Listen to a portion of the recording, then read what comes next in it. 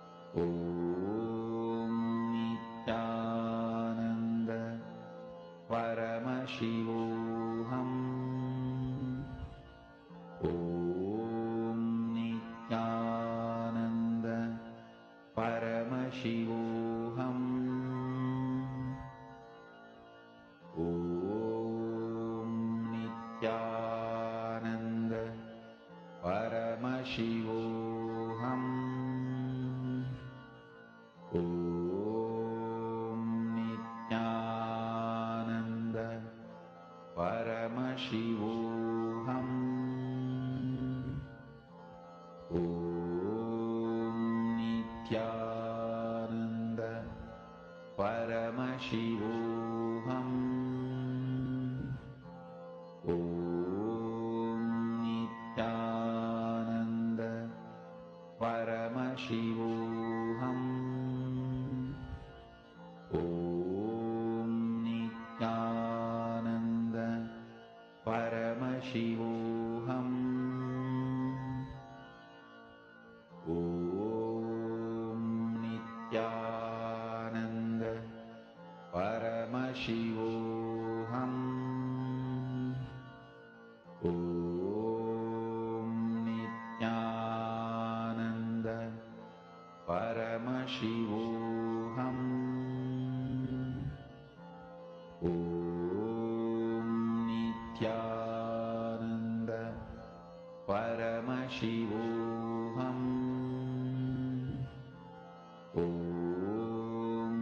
Nithyananda Paramashivoham. Om Nithyananda Paramashivoham. Om Nithyananda Paramashivoham. Om Nithyananda Paramashivoham. Om Nithyananda Paramashivoham. Om Nithyananda Paramashivoham. Please relax.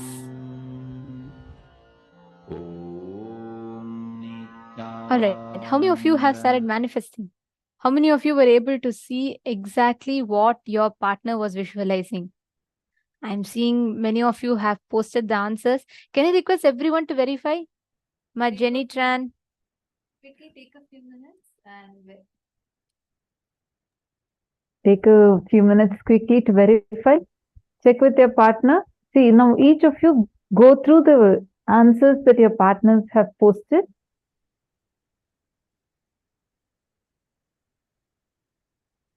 Okay. Interesting. Each of you now verify. You can tell if your partner has manifested rightly. You can verify that answer and put it in the chat.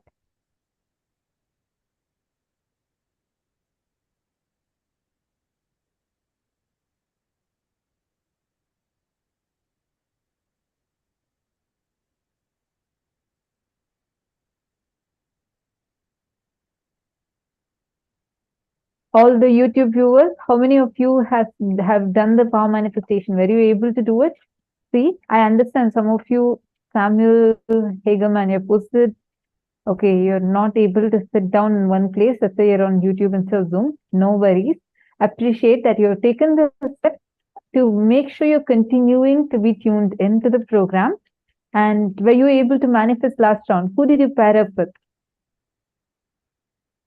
And all the other participants that are there watching us live right now, can I request all of you to post in the chat? Please take a moment and quickly post in the chat. If you were able to start the power manifestation, who were you able to partner up with?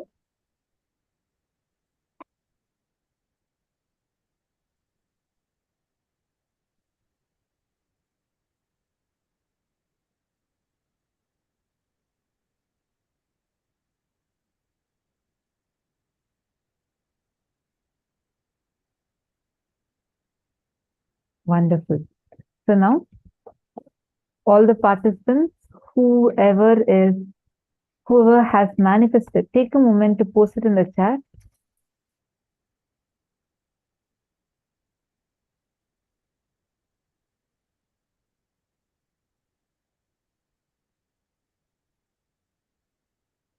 All right. I see Diana's pillow has posted, and Diana's pillow has posted that her partner has manifested sunflower that she drew. Wow. Very nice. And Ratna Prabha, okay, you manifested a green parrot. You saw a green parrot. That's beautiful. You got it right? You verified it with your partner? Very nice. Many of you have manifested. Okay, you did not get very correctly. It's okay. See, Magog really, please understand. See, all these powers, as you keep manifesting, right? Once you move from one to another, it helps you expand. It's like this. Let me tell. You learn a new language. The more you talk, you become more and more used to it, right? You'll know the different nuances of how you can use that language and the accents and all of that, correct? Something same for manifestation. It's not that you need practice, but it's just that the more and more you keep manifesting, you will just know the knack of how you can exactly manifest. What is that exact space you should be in? All of that you will catch. Getting it, ma? So it is okay if it takes time. That's how it starts off with. But do it. Keep manifesting and you will see how it will lead you to that.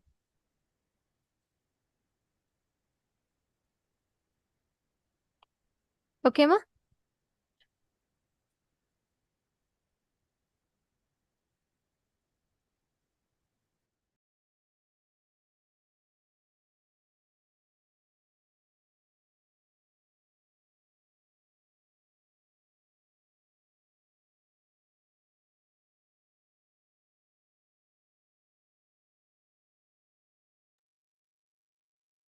Now, we all are going to be moving to the next session. Next session is a very, very, very interesting one.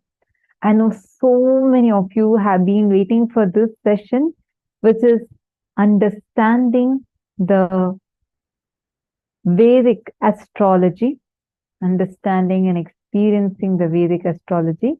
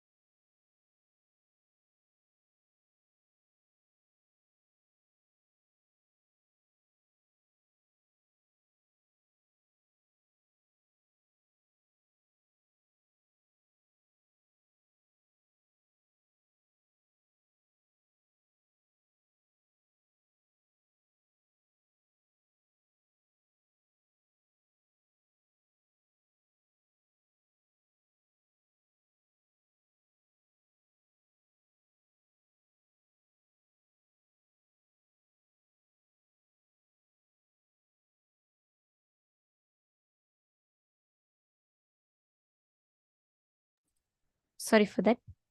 I apologize. I forgot to unmute. I'm so sorry. Okay. See, in Hinduism, if you notice, everything from the time you're born, the time that you start your education, the time that you go to school, the time that you get married, the time that you have children and their naming ceremony, and the time that marriages happen, or the time that you die, everything, the planetary positions and based on which the factors based on which these events are planned play a very, very significant role. But why is it so? Why does astrology, why does learning about these planets have such an important place in our lives? We are going to be learning about these truths in this session. This is a session on Vedic astrology. After Arunagiri Yogeshwara taught me the knowledge, Jyotish, please understand, in Hindu tradition there are two Jyotish means using conscious energy and aligning yourself with the planets and grahas, seeing the future flow of individual's life and the cosmic happenings. This is called Jyotish. This is consciousness-based education. Then there is a next clerical, mathematical-based education. It's called Surya Siddhanta. Using this conscious knowledge, predicting when is going to be the next solar eclipse, lunar eclipse, when is Amavasya. That's called Surya Siddhanta. Listen. That's more like a building the almanac, Panchanka. That's more a clerical job. Surya Siddhanta, of course, has multi-layer. This pinning down the almanac is one of the important component of Surya Siddhanta. My Guru Raghupati Yogi, he was trying to teach me the Surya Siddhanta after Arunagiri Yogeshwara initiated me in Jyotisha. So, my Guru used to, in charcoal and chalk piece, both, he will draw the different planetary positions and star positions. And from the house, he will get the kolamav. Kolamav means the color powders which is used to make rangoli. He will make. So one day he was trying to explain how the multiplication of numbers as per the infinite logic. Listen. The binary logic's multiplication, all of us know. Whether you call it 2 plus 2 is 4, 2 into 2 is 4, or 3 plus 3 is 6, 3 into 6, 3 into 3 is 9. All this belongs to binary logic.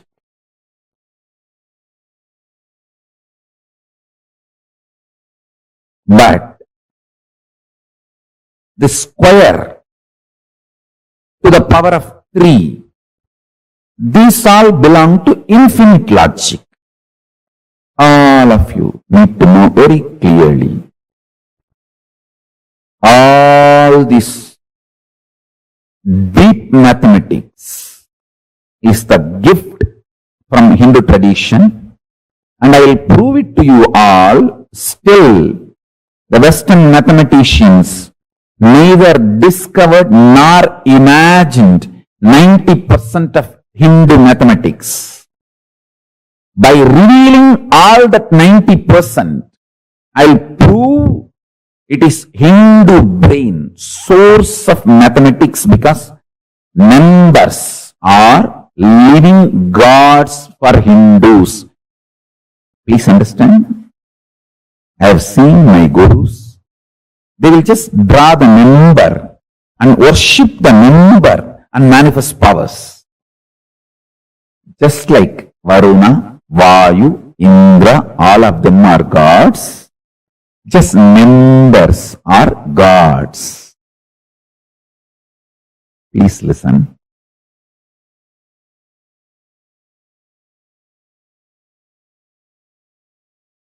When you worship cow as conscious existence, the amount of good things you receive in your life, only a cow worshipper knows.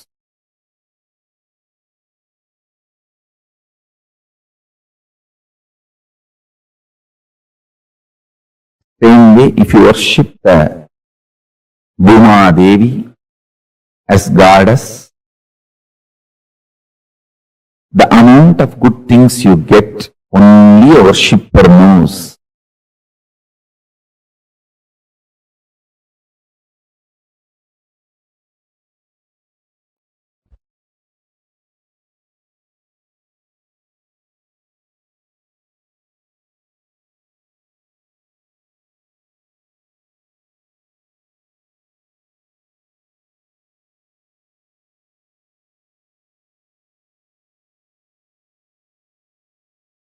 why I insist on physically detoxifying you.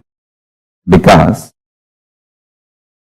if you physically detox yourself, you can grasp what I mean when I say members are gods.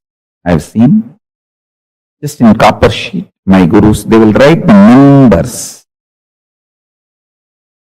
Worship that member and reveal the great principles to me. Not only that, just by worshipping that member, they will manifest powers.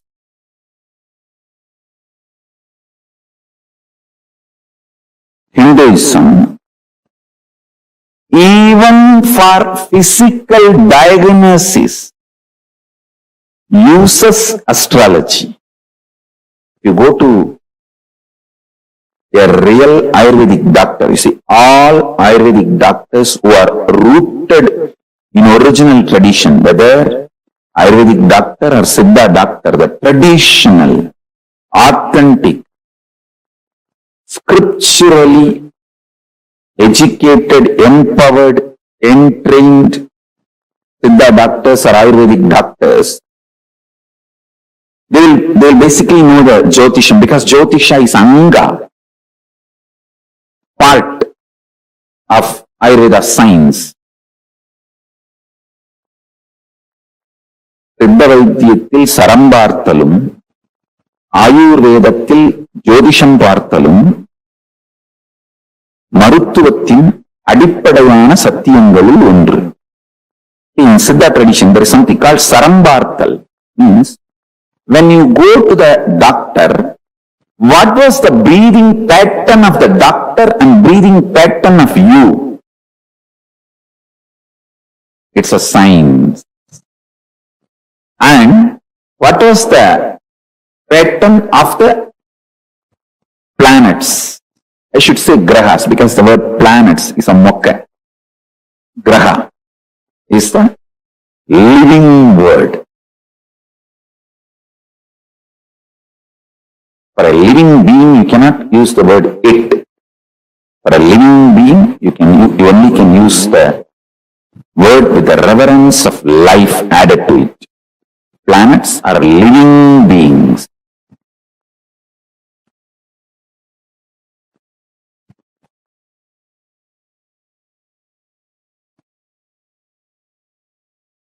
Yadu pasita manya janmani ubasubantasya karmanaha bhaktim vyajayati shastramedattamasi dravyani deepa iva.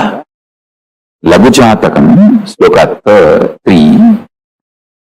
This branch of science, the Hora Shastra, reveals the good and bad results earned as fruits of karmas done in past lives. Like a glowing lamp reveals the objects placed in darkness. Since this Shastra throws light, Jyotish, upon the karma in store for an individual to experience in his life, this Shastra is called Jyotish Shastra. All religious rituals of Hindus are guided by the lamp called Jyotish Shastra. All physical disease diagnosis is also guided by the Jyotish Shastra in Hindu tradition. If you go to a doctor, Ayurvedic doctor, Siddha doctor, you will first consult your horoscope and study your nadi and saram. Only then will start the treatment. Jyotish Shastra, also known as Vedic astrology, is the oldest of all sciences. Its history is traced back to the Vedas, whose rishis, by the expansion of their consciousness, which is the real Jyotish that lights up everything, were able to download, understand, reveal the science of Jyotish Shastra, Surya Siddhanta.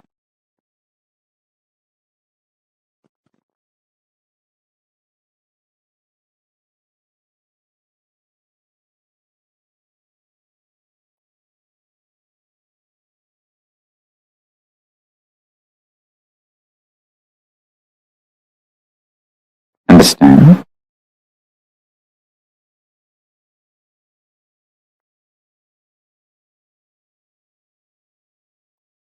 If you start cognizing the element of consciousness in you,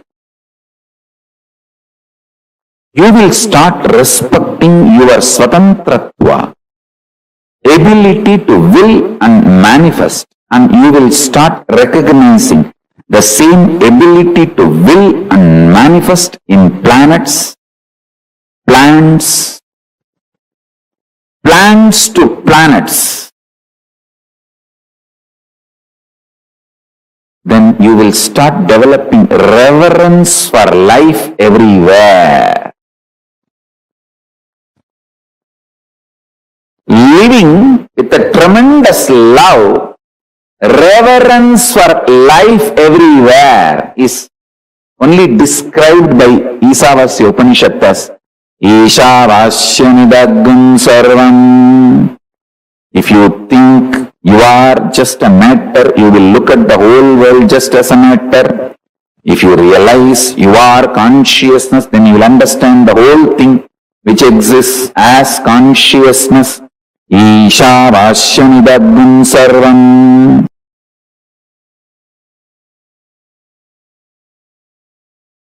Rahu by himself is so powerful, he will not let you go to the Guru. He will delay it as much as he can.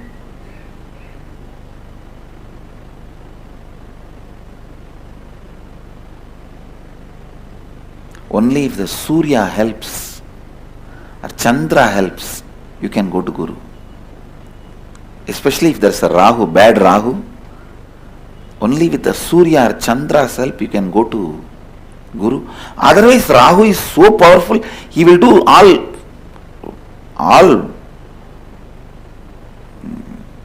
what to say, Rahu has no compassion.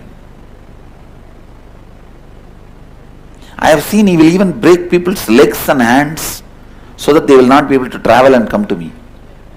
I have seen Rahu doing that. He will put them in some bondage. He will break their legs and hands. But I have always seen, in spite of all these problems, somehow if they reach the master, they are liberated.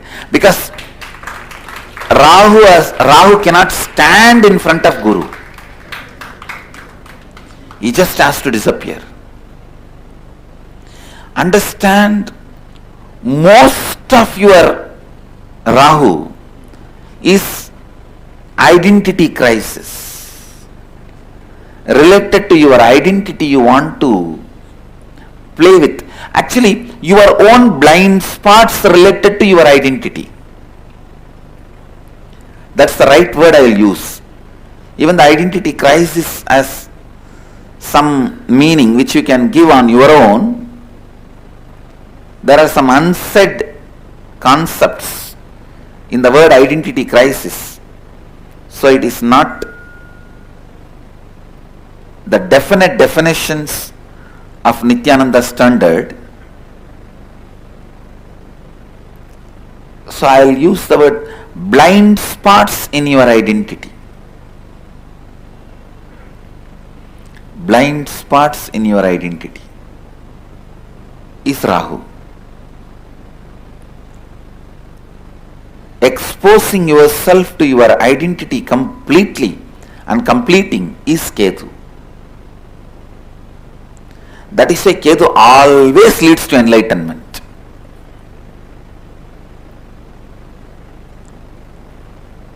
If Ketu is there, please understand, all of them are great energies. Actually, I am giving you the best possible commentary on Vedic astrology. How your mind and planets work. The macrocosm and microcosm.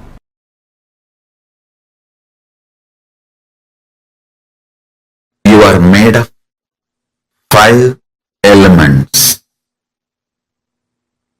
Pancha Bhutas. Earth, water, fire, air, space. In Sanskrit, Prithvi, Appu, Agni, Prana, or Vayu, and Akasha or ether. So listen. Science of reaping the benefits of the space is astrology. If you understand astrology, every day you can see success, because morning itself you will know in which direction if you put your energy, you will continuously get success. Listen, astrology is not to put rules on you, but to give you the profit loss warning. Listen carefully. Look at astrology only as the secret insider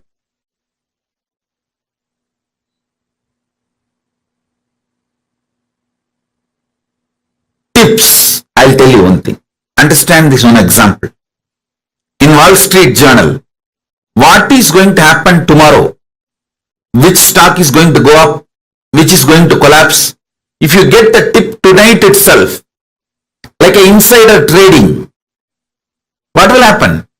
You will become billionaire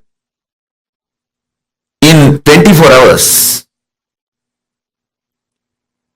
Same way, astrology is insider secrets of cosmos. Do not look at astrology as restrictive. The 5 elements.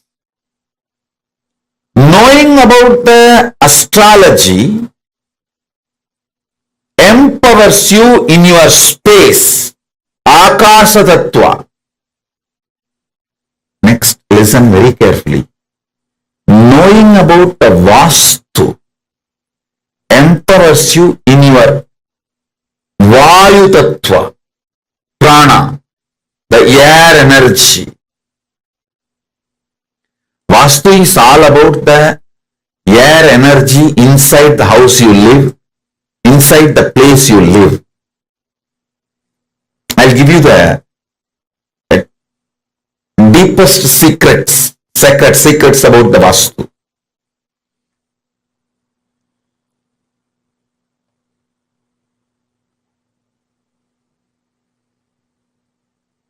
In your own house, sit in southeast, you will feel fresh whole day. You will work, your thinking will be so sharp from morning till night. Sit in northeast, you will feel sucked within just 1 hour. Because the place to sit is southeast, Nairuti. All this you can see in your own everyday life.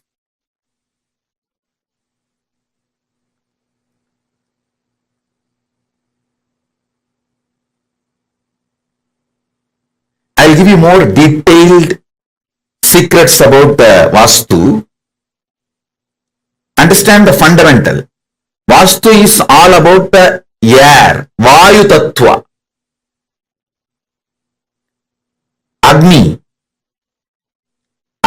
in you, the fire element in you can be mastered by the proper havans, yajnas, homas.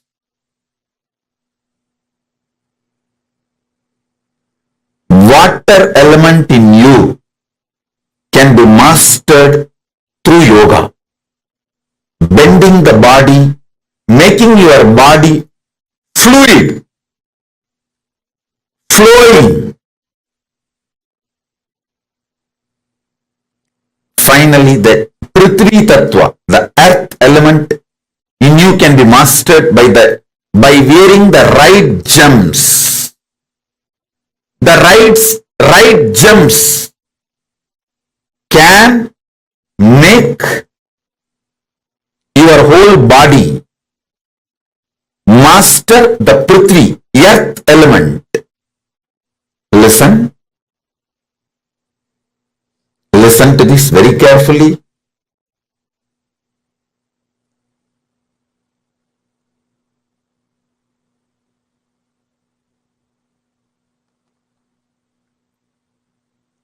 Astrology will empower you from Akasha. I'll give you some of the basic understanding. The sun. Let me bow down to Navagrahas.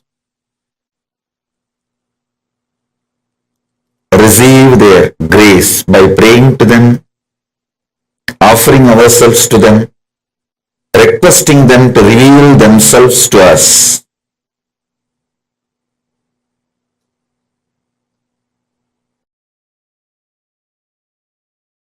Adityaya Somaya Mangalaya Budaya Cha Guru Shukra Sanibhyo Rahave Kedave Namaha Om.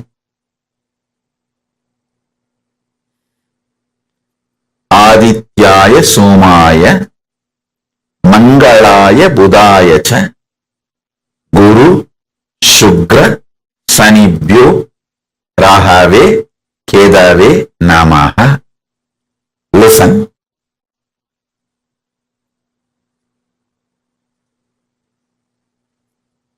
The truths I am revealing to you now is not only just words, it is an experience.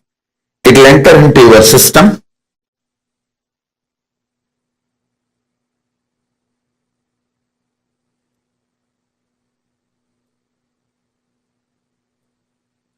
With the grace of Paramashiva,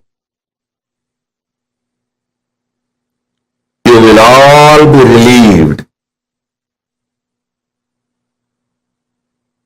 from all the graha doshas, vastu doshas, and any dosha in the gemology, any dosha in numerology. You will be free from all the doshas, and all these higher energies will support you. Listen.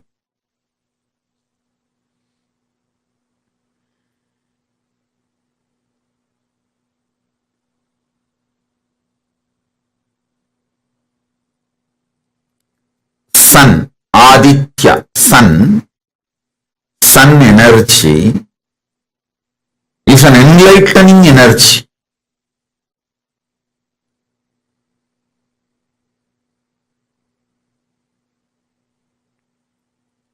Each of these grahas, when they peak, they manifest certain energies.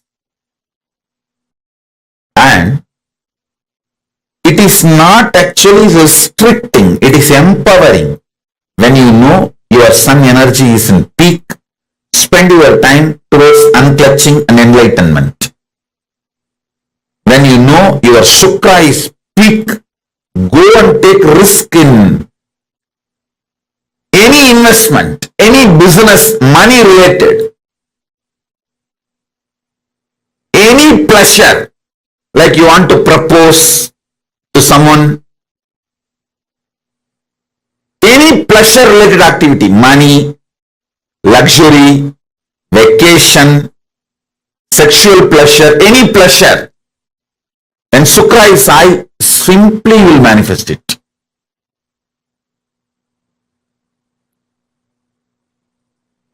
When Guru is high, all the right things you want to do. Like you want to build a temple, or you want to build a ashram, you want to build KAILASA, or you want to build do some good activity.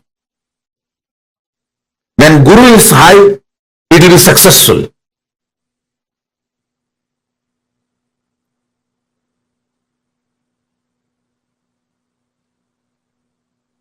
Having even basic little bit knowledge about grahas.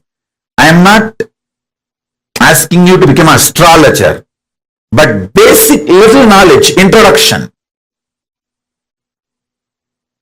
will empower you so much in your life.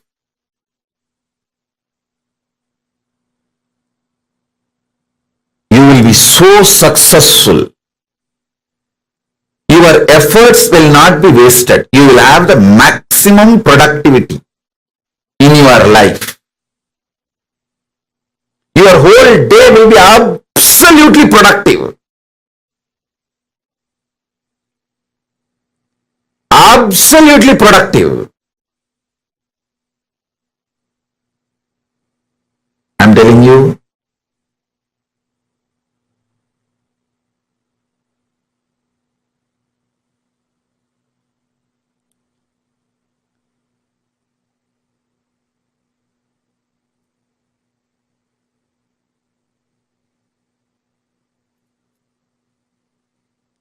whenever your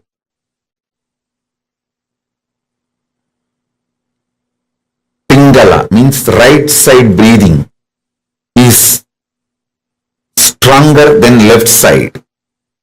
Right nostril is more active than the left nostril.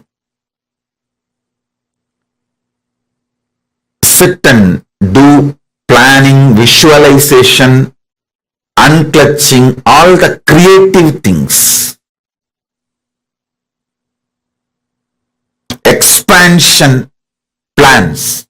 You will be successful because your brain will be able to cognize without blind spots.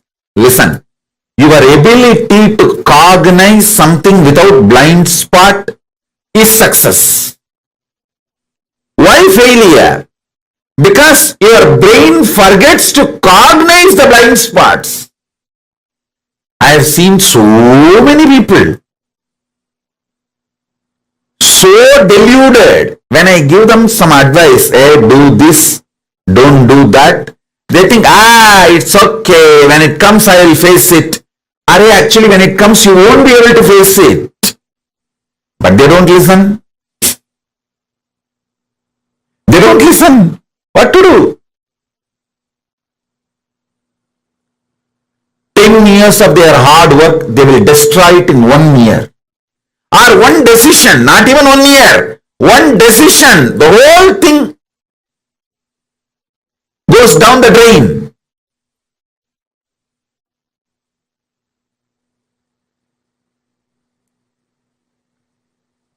Even though I told multiple times to multiple people, I have seen when they have Guru Kripa. Guru Kripa means trusting that Guru will tell only what is best for me. He does not have any interest other than my interest. That is what is Guru Kripa. If you know, I will tell precisely what is good for you. That is Guru Kripa. Because if you know that, then simply you will do. See, whenever you know you have Rahu, don't focus anything other than taking revenge on your enemies. Rahu is such powerful guy. When Rahu is holding your brain, whoever you think about in your brain, you will finish them off. Understand? See, always people were thinking Rahu Dasa is bad. Rahu is bad. No! Rahu will destroy all your enemies. See, when Rahu is possessing your brain, Rahu is high on you, Just remember your boss, manager, whoever you want to take revenge. Nothing else is required. He will finish them. And so much things will be cleared for you to proceed further. You don't need to take revenge on people. Just wait for Rahu to possess your brain. That time just think about them. See, when Guru is high, don't try to attack your enemies. You will fail. When Rahu is high, you don't even need to attack your enemies. Just remember these are the fellows, your enemies in your brain. When you see Rahu does not have any sense of direction. He is extreme violence. He doesn't have a reason, logic. Anybody you keep in front of him, he will kill them. He will destroy them. So whenever Rahu is high, don't sit and do business plan. No. Just pray to Rahu, I know you are high on me. Now please, I am showing the photographs of all these people. My manager who did not give me the promotion. My colleague, out of jealousy, he poached my team. And this fellow, out of jealousy, he destroyed my relationship. And this girl, out of jealousy, she took away my wife, my husband. And all those people, you keep them in the stock when Rahu is high on your energy, which is supposed to be the bad time. All astrologers will tell you, oh, when Rahu is high, just keep quiet, don't do anything. I tell you the secret. When Rahu is high, meditate on all those fellows whom you need to destroy. Think about all the fellows who you need to destroy in your life. See, he will do the job for you. He will simply do the job for you. Use all the cosmic energies.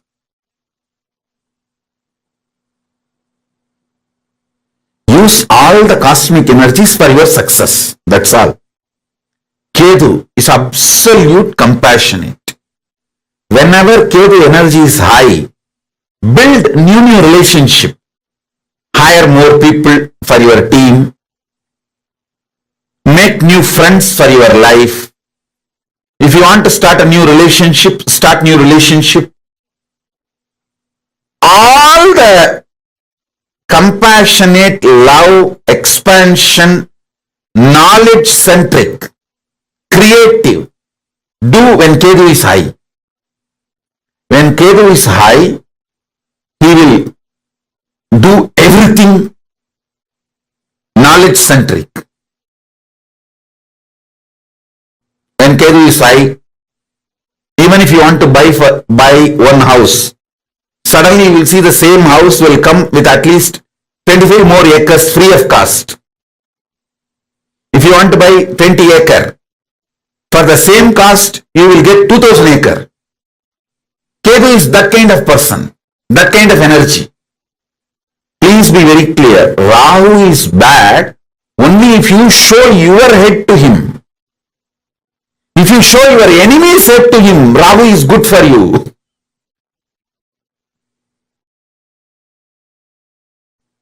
So learn how to use Rahu. Buddha is the pure intuition. Whenever the Buddha is high, go do what your intuition reveals. Listen. Shani is power, not bad, power. And pure honesty and authenticity. Sunny will actually expose you to you. That is why he is called Dharmakaraka, who teaches Dharma, righteousness. Meditate on each one of these revelations. you can easily use the powers of grihas. Powers of grihas. You can easily use the astrology in your day-to-day life. See, most graceful, protective, managing everyone and making the whole thing happen is Guru. Ultimately, if you connect with the Guru Graha, he is considered as a Subhagraha, most powerful Subhagraha. He will somehow plan and make it happen.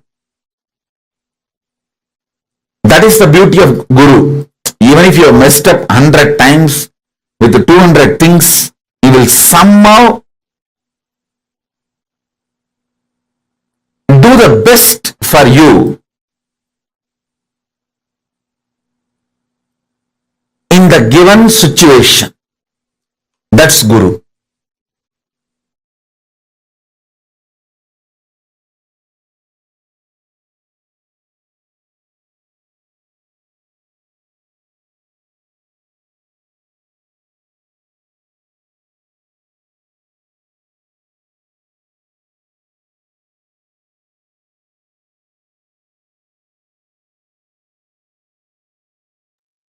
For how many of you, this revelation was something that you heard for the first time ever? Understanding the energies, the abilities that our planets have. I mean, like, till I heard this session, I always believed that planets, I had two beliefs, like, it will be to the two extreme ends of the spectrum. Either I believe that there's no impact planets can have on us and it's all superstition and just hoax. And when I started learning about them more, then I understood they do have an impact. So I believe, like, it is, they have, and I always thought planets like Rahu and all has a very bad impact on us. But here, what Swamiji revealed is something just phenomenal, isn't it? The way Swamiji told about how every planet is an energy. The question is about how do you want to use that energy? How do you want to use that energy inside of you? Now we are going to be like what Swamiji had actually explained to us step by step, right? Like each graha, what should you be doing and what you should not be doing.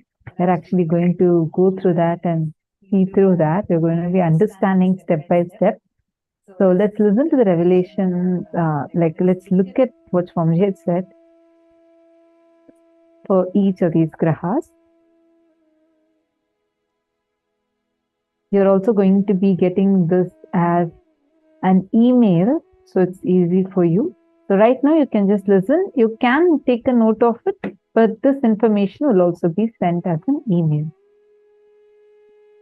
The first thing is Sun, Aditya. When the Sun energy is at its peak, spend time towards unclutching. And when the Shukra energy is at its peak, any pleasure-related activity, money, luxury, vacation, when Shukra is high, simply he'll manifest it.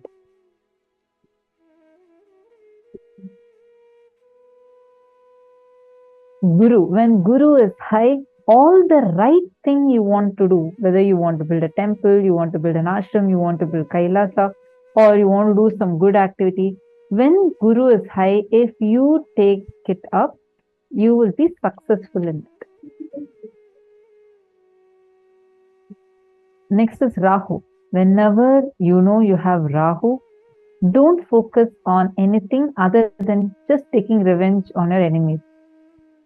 So beautifully, Swamiji even explained to us the process also. You don't need to actually worry about okay, I'm having Rahu Kalam and should I, suffer with it. Swamiji taught us the way how each of these grahas actually interact with us. What do they actually help us in causing our reality?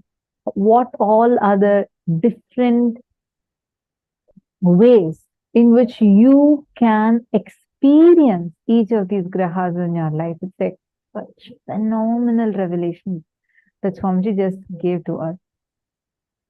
Okay. Nithyanandam, Shri Nitya Sundaranandana, and Samuel, Ma Paramashivoham, Nithyanandam, to all of you. If you are able to understand whatever Swamiji revealed and you clicked with it, like so precisely Swamiji mapped each of the grahas and how they impact us in our lives, and how using this knowledge you can strategize to be using these graha positions, the planetary positions, for your success. How many of you clicked with it and this is like a phenomenal breakthrough revelation for you? Please take a few minutes and let us know in the comment section. I see so many of you joining the YouTube. Can I request all of you, please take a moment and post in the comment section what all did you understand and click with?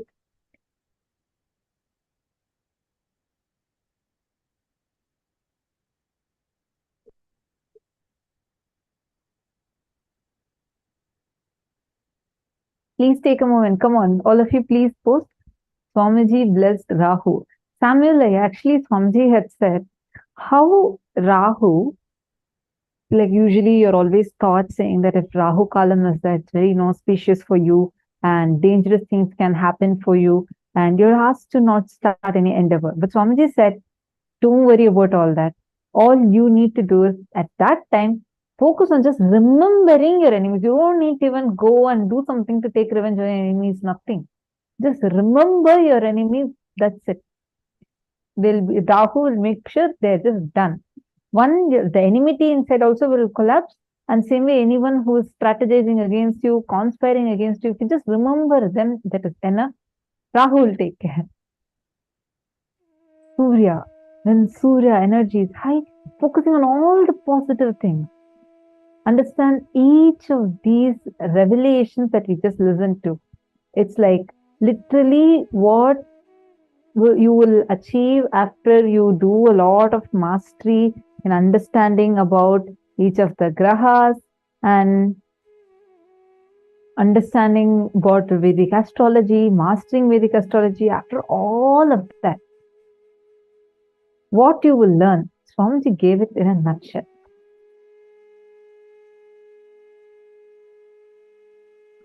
Take a few minutes and you all can make a note of this.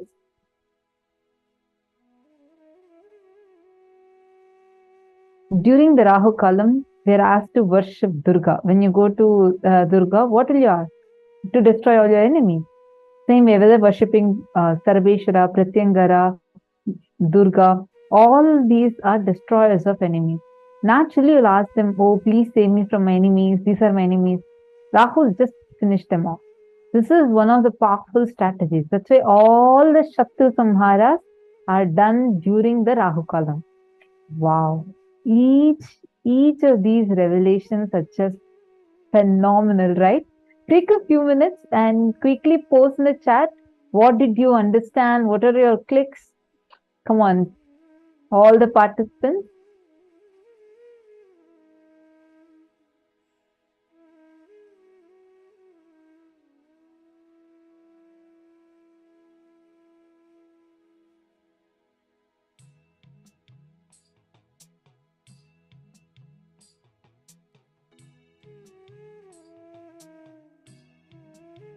Even during, and same way, during Rahu Kalam, if you just do the completion process, you will simply be successful.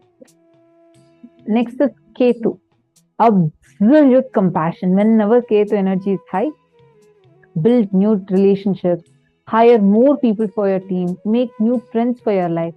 When Ketu is high, even if you want to buy one house, suddenly you will see the same house will come at least with 25 more acres free of cost.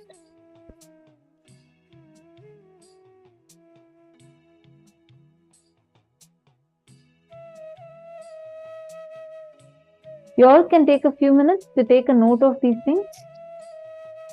I see some of you are asking to take a note of these things. We are going to be projecting from the first slide. So all of you can take a note of all these grahas and what their benefits are.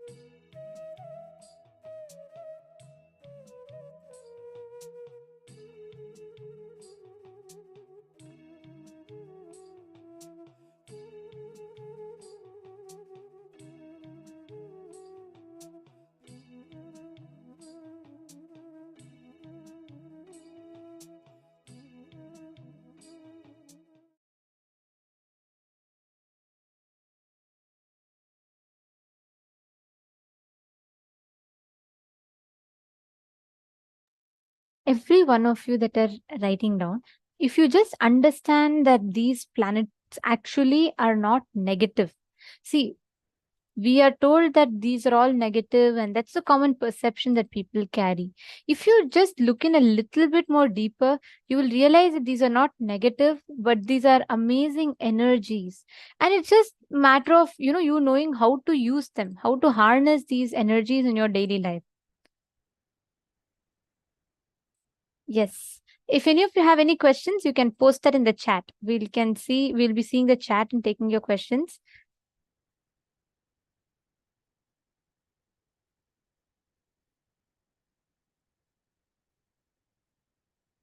Okay, my Helen Gomez is saying, I'm only familiar with the Western astrology. Sun big three, sun, moon, and ascendant. Whereas Vedic, it's moon cycle that's imperative, or so I was told. Wherever the moon transits is what to focus on. How to tell which energy is high, like Rahu, Ketu. Vedic astrology. Okay, ma Hongli Wong. See, actually, as there's a proper way to calculate it based on your horoscope or something. It's calculated. There's a proper way itself. If we learn a study about astrology a little bit more, we will understand how to read our planetary positions based on which this is determined. So, ma Diana Spilo is asking, Vedic astrology is more about moon? No, ma, not necessarily. That is not the thing. It is about the energy of the 9 planets and planetary position. See, Swamiji tells a very, very important truth. Each of us have a certain impact over the planet, and the planet's energy has a certain impact over us. It's both ways. So studying that is what is astrology. Yes, Jupiter is Guru. Ma Harlan, that's correct. Oh my God, there are so many questions.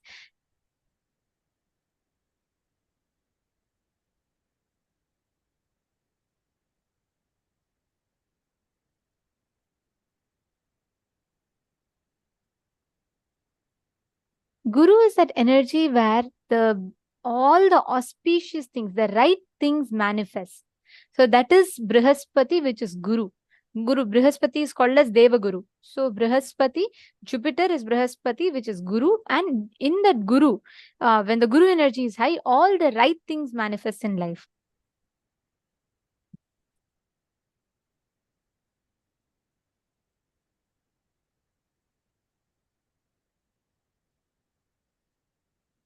Mars and Mercury also, see, Mars is called as Angarakan.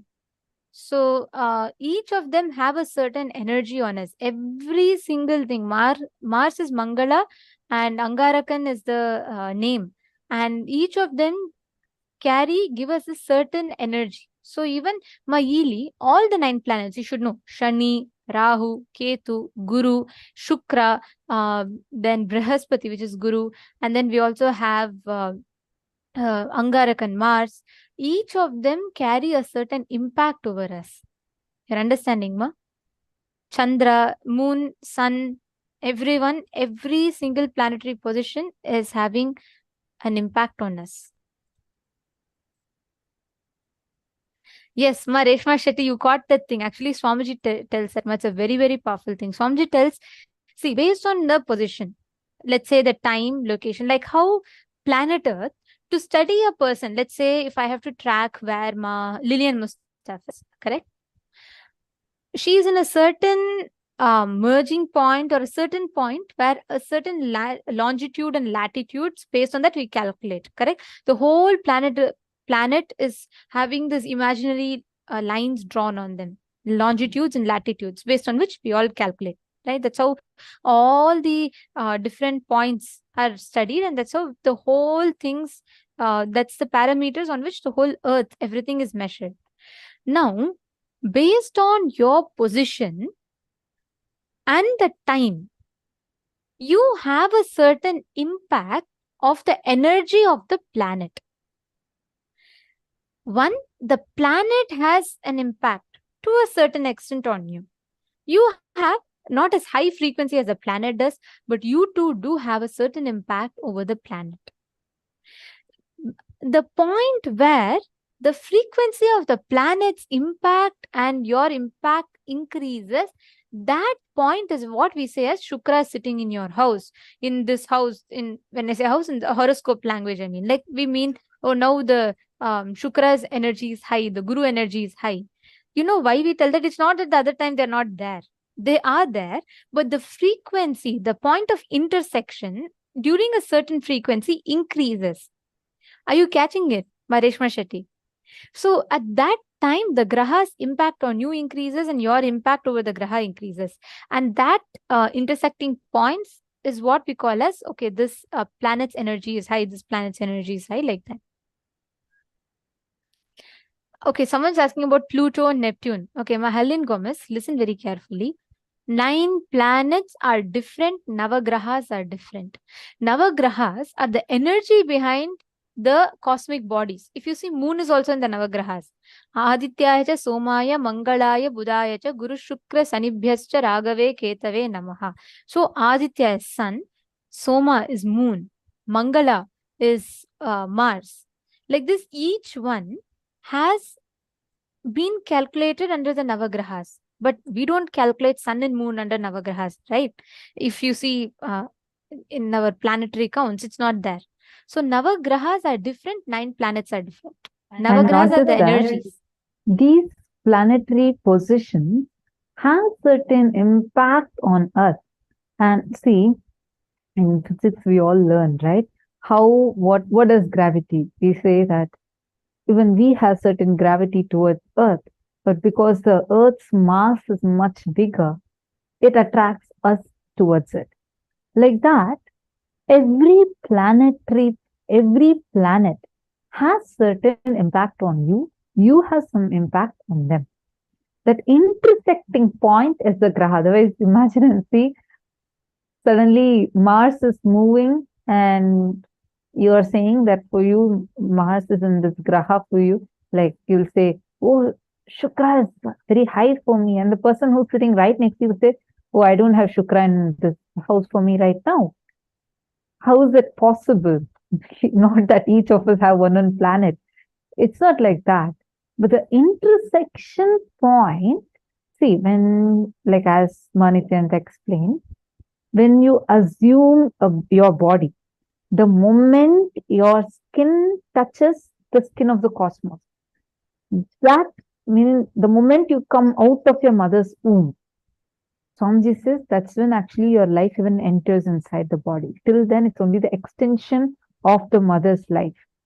So when the soul enters into the body, that moment, it's like captured. It's like a screenshot is taken of how the planetary positions are.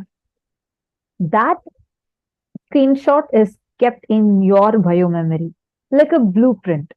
And that blueprint is what it's like, that acts like a connecting point. For each of the grahas, you have some impact over them. They have certain impact over you. The crisscross of this is that intersection point, based on which you say, okay, this graha is moving towards this direction for me. Wherever that intersection point moves. Are you understanding? So, the grahas are not just the physical planets themselves, but the impact that the planetary positions have on you and you have on them. Why do you think when moon gets closer to Earth, or like whenever it's a full moon, they say, the ocean waves raise higher? Why is there so much of tidal impact on the movement of moon? How many of you know about this? Right? We study about it, we see it. Especially they'll advise you should not go to the beaches when it's a full moon night, because it'll have a very, like the waves will be very rough during that time. Why do you think so? It is because the positions, the planetary positions, do have an impact on every body in the planet.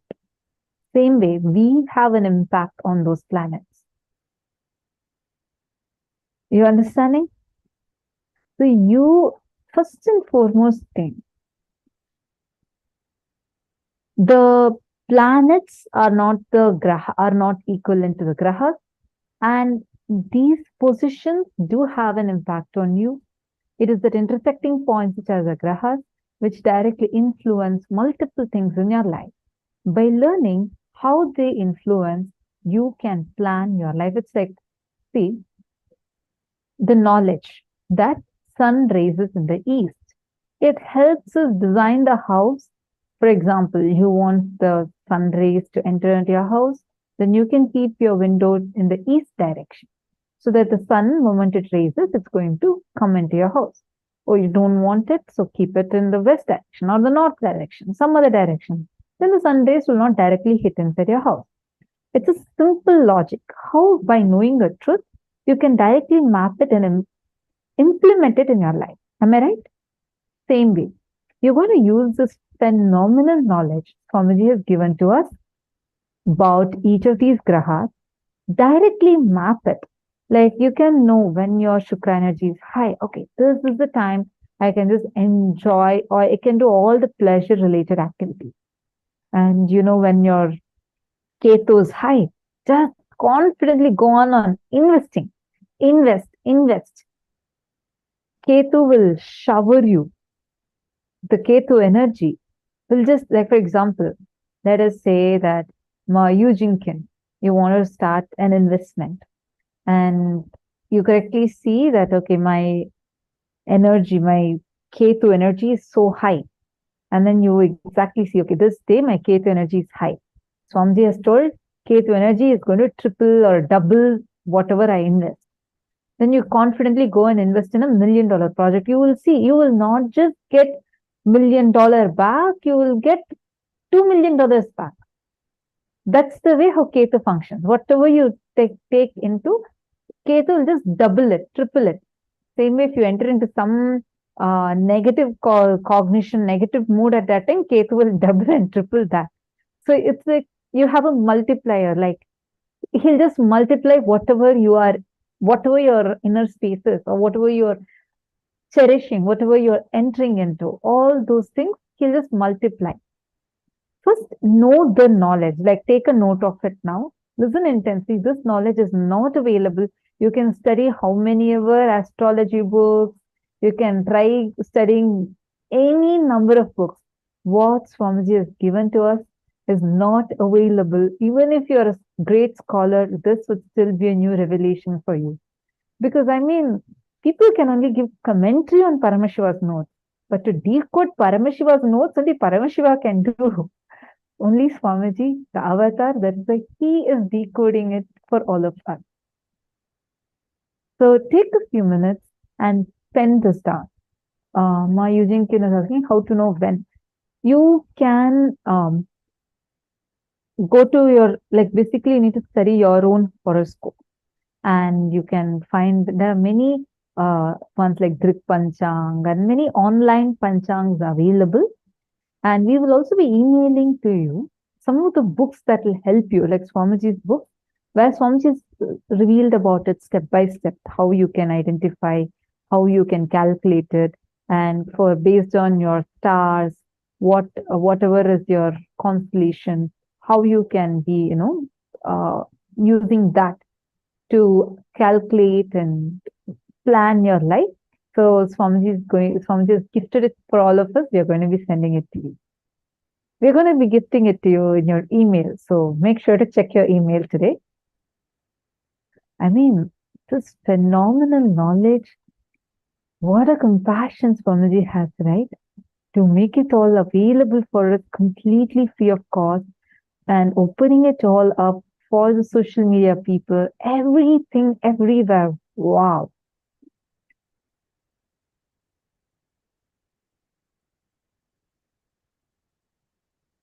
Okay, now let's learn. There are a few more grahas. You all can quickly note it down, and then we'll be going to the power manifestation session. All right. So Ketu is the graha which is absolute compassion.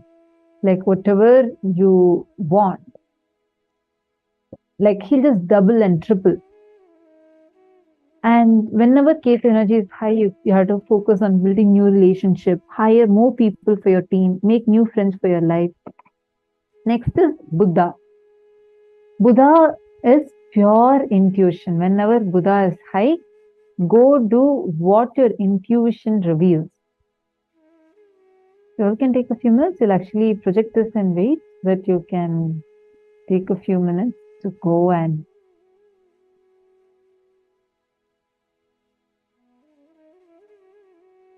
note these things down.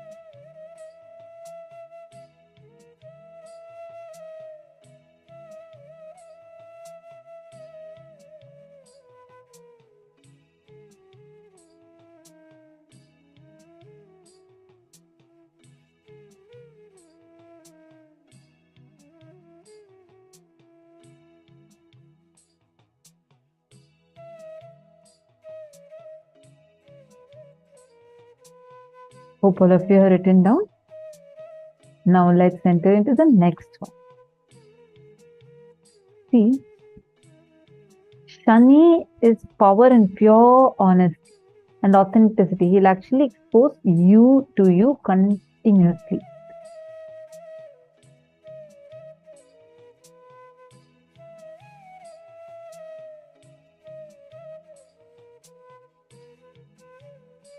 Actually, there's a beautiful horoscope prediction by the family astrologers of Swamiji, R. Venkatasamy Chettiar and Tanjavur Swamigal. The astrology predicted that the newly born child is an incarnation and will be a Raja Sannyasi. And that is why he was given Paramashiva's own name as Rajashekharan. Actually, this is Swamiji's childhood picture that all of us are seeing. And the one you're seeing on your right is R. Venkatasamy Chettiar.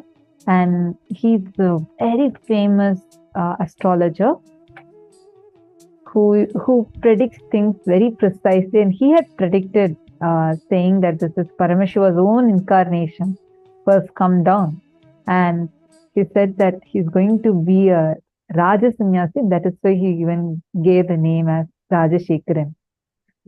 All right. So now, hope all of you have finished. Anyone has any questions or doubts, feel free to ask us.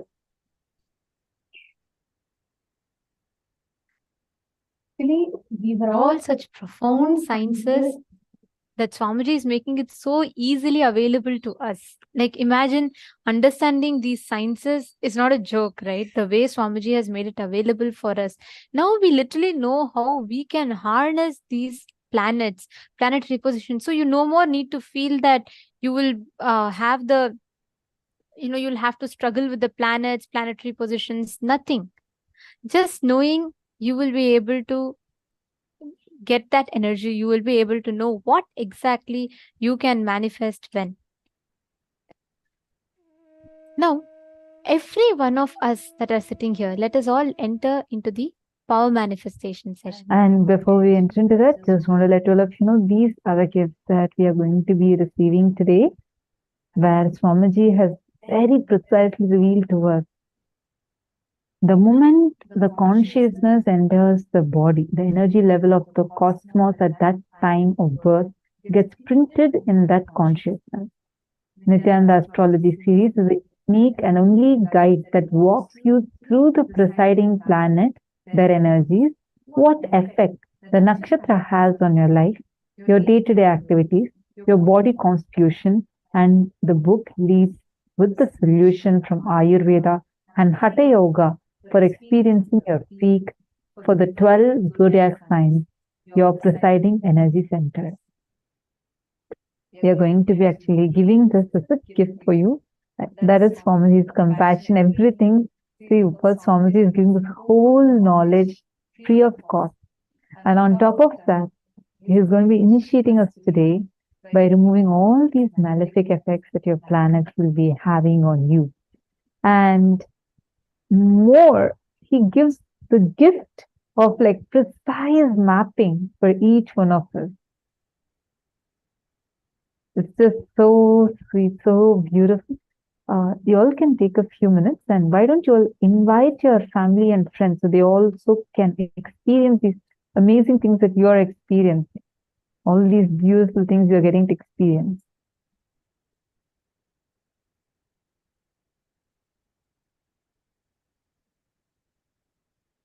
One of you can share this with your friends. Understand, so many of them struggle with the struggle with planetary positions. Based on that, there's so much of misunderstandings around it, and so many people make decisions based on this. If we can just take a minute or two to reach out to them and share with them, just let them know that they have this available, this science is available for them, then they too can experience this, they too can experience healing from this, even if they are not really impacted, you feel, but it will make a difference, impact in the way they see their life. But I see some of you are saying you have not received your gift. Anyone that has not received your gift yet, you should be receiving. Every day we are sending out gifts. If you have not been receiving, please kindly check in your spam folder.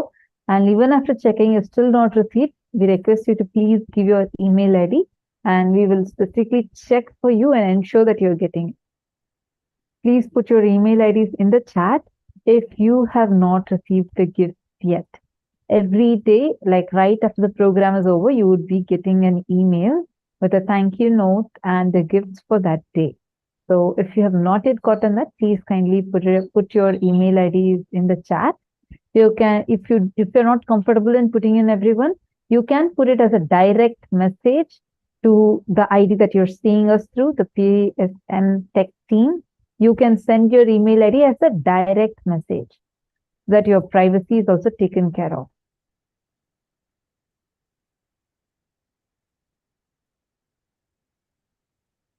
So thank you all. Now let us all enter into the next part. Okay. Now all of us are going to be manifesting the ability to scan and identify what exactly is the image that and word that a person is thinking. It can be anything. You're all going to do it like a game. Okay. Let us split it into different numbers and let us calculate the whole thing. Let us see what each person is visualizing like a game. Okay. So split it into 3 minutes. Each of you can connect to a partner. Have them ask if any random word in their inner space. They can even remember your name in their inner space. They can remember anything for that matter. You can explain to that friend that this you're just practicing, this is the first time and you're trying to experience this power, and just ask them to support you in the manifestation. So you can call the people that you're comfortable with, and once you feel you're comfortable or you're confident with the incident, then you can go ahead and scan anyone. It'll be easy. Now, in this round, ask anyone to have visualize a word in their inner space and identify what word they're visualizing. You can start off with telling the letters. For example, if I'm visualizing pineapple, you can start off with telling the letters. You can start with telling, okay, I am seeing this letter, I'm seeing this letter, I'm seeing this letter. Start with telling each letters to the participant, to the partner, and they'll be able to scan you and they can share with you what they're seeing. Okay, but they can verify it with you. All right. So explain to them that it's your first time. Can I request every one of you here to please partner up? Please connect to your partners. So I see a question. Divyesh Kansara is asking Chandra, Ketu, and 12th house. What does it suggest? We have the detailed book. I see a posted your email ID. He'll actually be sending you the detailed book through which you yourself can refer to yourself, your nakshatra, and the house position each of these planets are in. And Swamiji is revealing very in-depth revelations. So you will be getting it as an email and you can check it by yourself. So can I please request every one of you, don't miss this. This is a very, very interesting power. You will literally be able to identify what another person is thinking, what another person is feeling. And this will be so cool. Like you can actually manifest it very easily. The more you become proficient at it, right? So can I request every one of you here to connect to another partner, please? Please connect to other partner.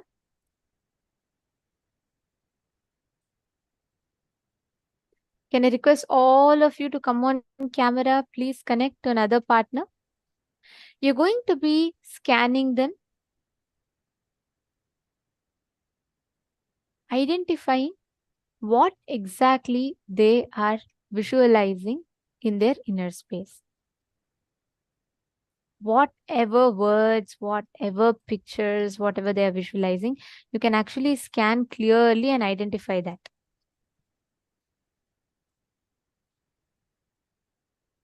Come on, all of you sit straight. Visualize, ask your partners to visualize any one word.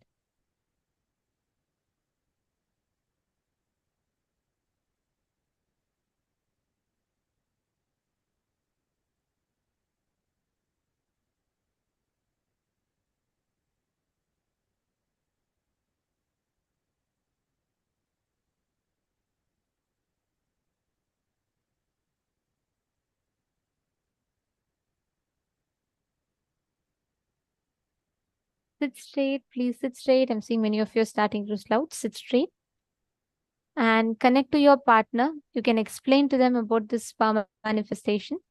It's just do it like a game. Don't try to make it like, oh God, I have to manifest. It has to come now.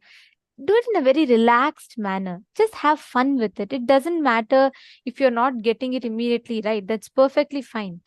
All you need to focus on is just getting yourself that experience of that space of oneness.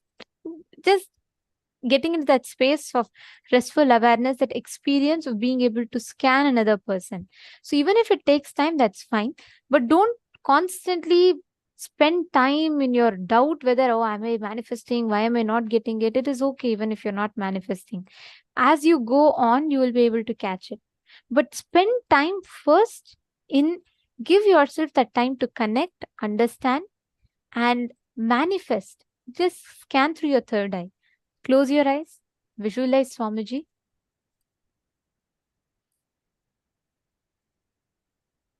Chant the Mahavakya.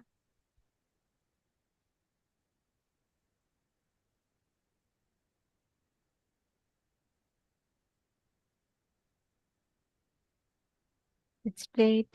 Yes. Let us all start the manifestation. Paramashivoham. Om Nithyananda Paramashivoham.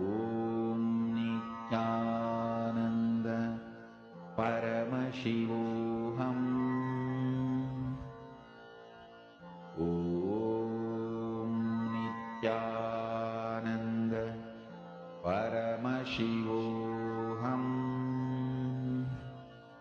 Om Nithyananda Paramashivoham. Om Nithyananda Paramashivoham. Om Nithyananda Paramashivoham. Om Nithyananda Paramashivoham. Started manifesting? How many of you have manifested successfully? Come on, please post in the chat. Great, I see so many of you. Ma Johanna Adidal and Ma Marlena Yazi, Ma Adil Skulin. How many of you have manifested? Ma Jenny, Ma Yujinkin, Ma Guixia Lee, Peiyu Wong. Actually, this Chinese Teamily is just amazing. You guys sit up through your day and night and so intense and participative. It's very nice to see that. Okay, come on. All the others?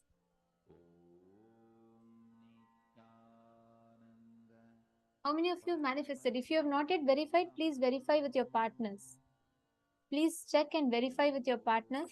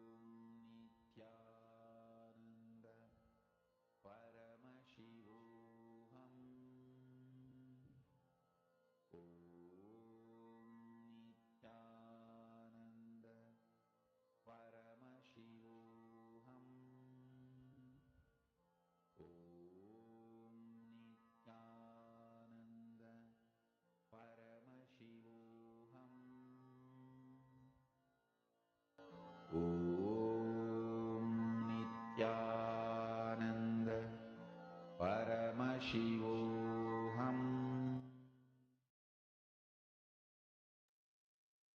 All of us, as we're all manifesting this powers, right? We're going to be entering into a very, very, very important session, a very exciting session as well. Okay, have all of you heard about universe, right? And as far as what you know, how did universe come into existence? Especially if we are reading Stephen Hawking's books or all these research, according to modern science right now, how did the universe come into existence? Can I request you all to post? Big Bang, right? Correct. Big bangs. And how universes get destroyed? Through black holes. Correct? Now, science, after centuries of research, is now starting to understand about the frequency in which universe exists, about big bangs, the source of the universe, and black holes. Okay. Now, what I'm about to share with you all is something phenomenal. You all can actually go if you have to get some snacks, coffee, tea, come and sit down, because this is going to be a mind-boggling session for you. Swamiji is going to be revealing about how Hindus had thousands of years ago itself precisely identified how to calculate time, how to measure time, everything very, very precisely.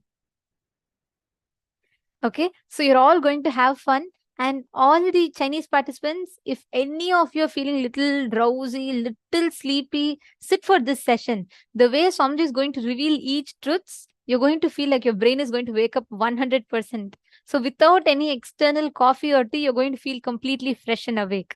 So this is a very, very beautiful session, and I thoroughly enjoy listening to this always.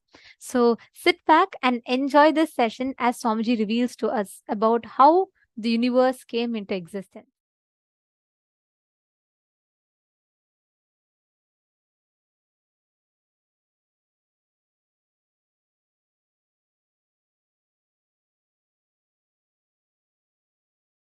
Listen. Paramashiva introduces himself as he is in Vedas and Agamas and Puranas.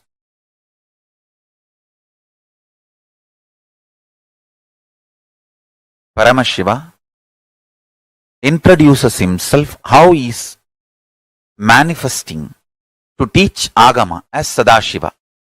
As Sadashiva, he manifests with 5 heads, 10 hands, teaches Agama.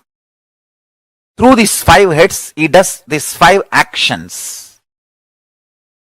Manifestation. It's called Srishti. Manifestation. Then Sthiti. Sustenance. Then Samhara. Rejuvenation. Then Prabhava. Pulling out of delusion. Then Anugraha. Liberation. Listen. Listen carefully. Sthiti. Sthiti means maintenance. The first action is Srishti. Second is Sthiti. Third, Sthiti means maintenance. First, Srishti, manifestation. Sthiti, maintenance or sustenance. Samhara, rejuvenation or dissolving or destruction, whatever word you want to use. Samhara, literally the word Samhara means transformation, rejuvenation. It one becoming another. So listen carefully. Srishti, manifestation. Sthiti, maintenance. Samhara,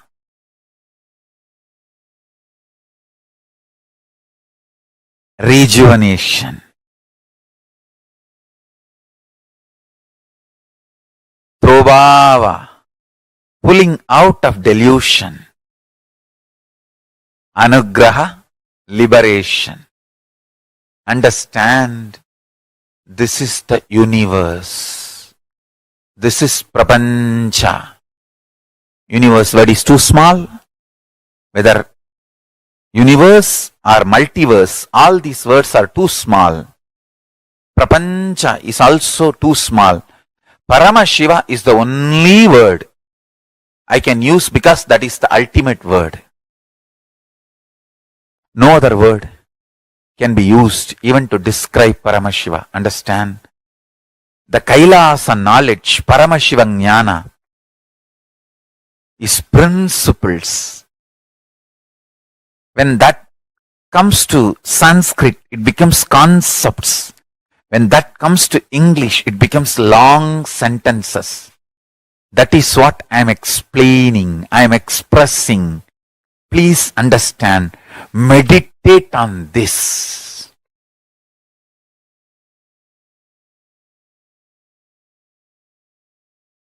The space extreme heat and extreme cold together.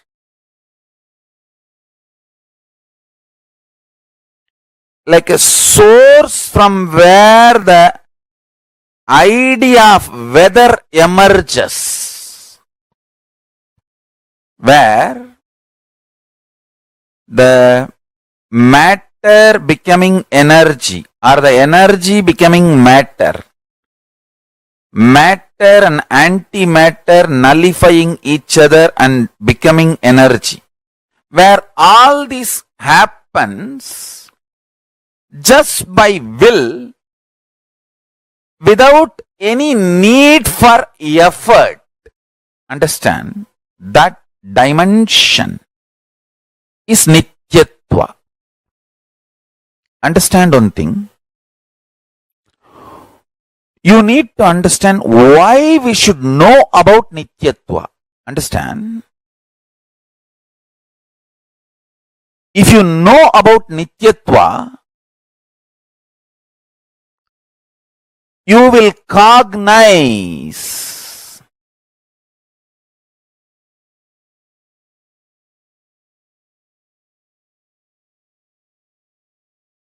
the basis foundation of your existence is Nityatva. Anything you cognize as the foundation of your basis, that becomes your basis. Understand? Because you strongly believed length, breadth, depth is your foundation. That is the fundamental principle on which you exist. You are pushed into this length, breadth, depth dimension.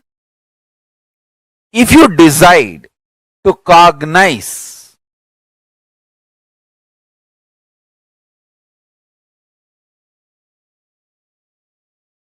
listen, if you decide to cognize Nityatva dimension,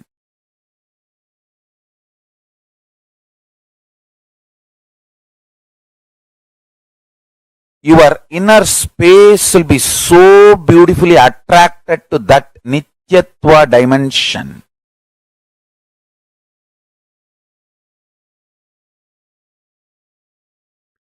It is such beautiful, ecstatic, glorious existence.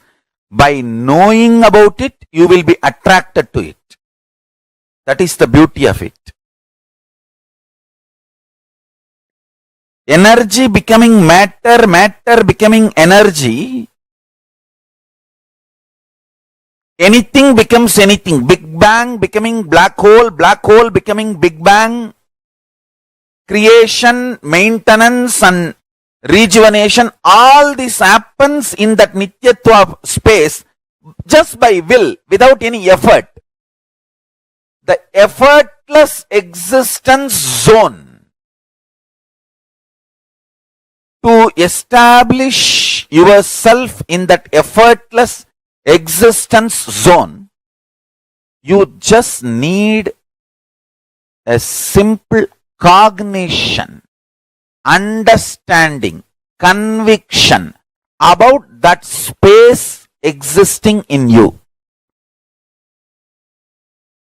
Like a length, depth, breadth, Nityatva is one of the dimension of the universe. Listen. Like a length, breadth, depth, time, space, Nityatva is one of the dimension of the universe. Sivaparamburulin Sitta Suddha Sugabodha Jnanasanam Nityatvam. சித்தாந்த சைவத்திலிருந்து இந்த statement சொல்றேன், நல்லா புரிஞ்சுக்குங்க. In Siddhanta Shaivism tradition, Saiva Siddhanta tradition, Nityatva is considered as the seat of Paramashiva.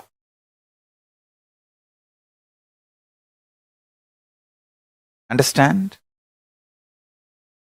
Like a length, breadth, depth, time and space is the dimensions of the universe.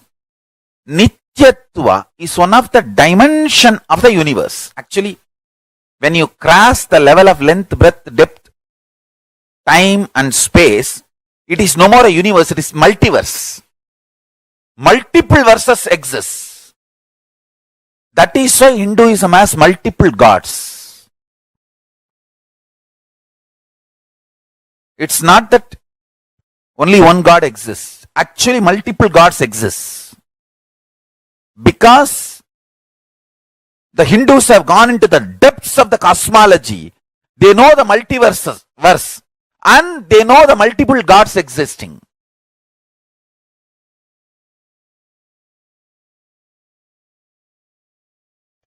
Many people who are working to understand the secrets of the universe try to raise a doubt.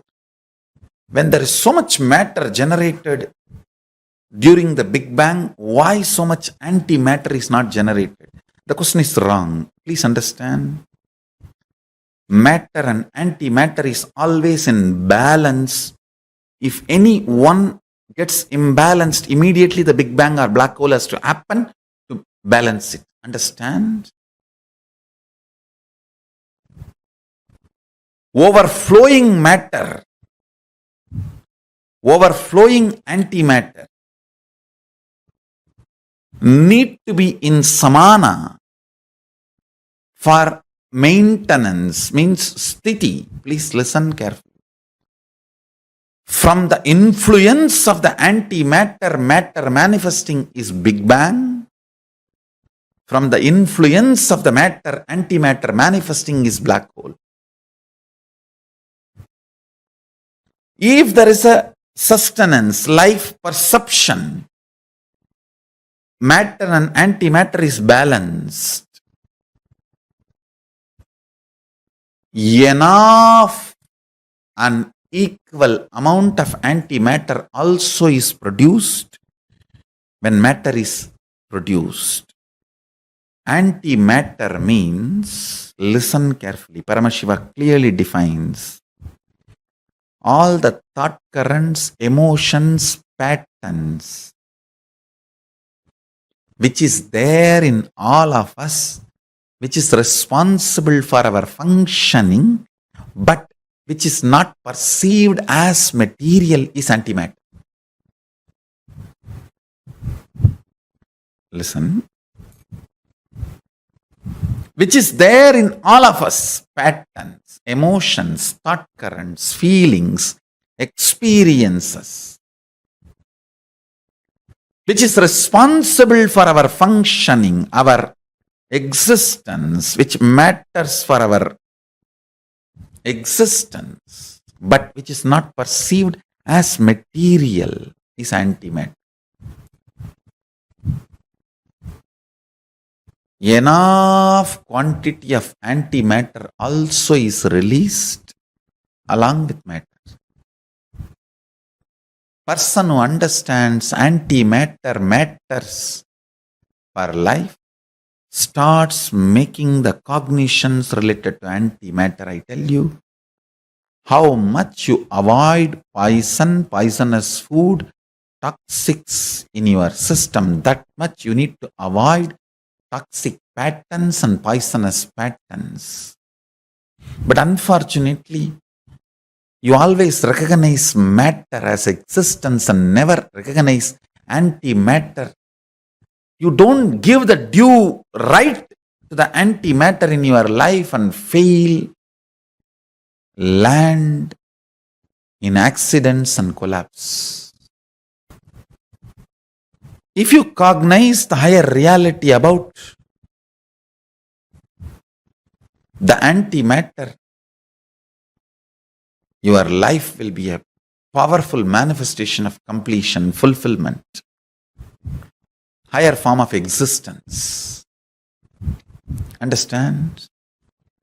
The first powerful cognition you need to cognize, whatever you perceive as matter existence of your life, equivalent amount you need to perceive, cognize the antimatter component of your life. Antimatter, avyakta, unmanifest, drives the matter. Antimatter is the energy source of the matter. The avyakta manifests as vyakta, and avyakta continues to be the driving force of the vyakta.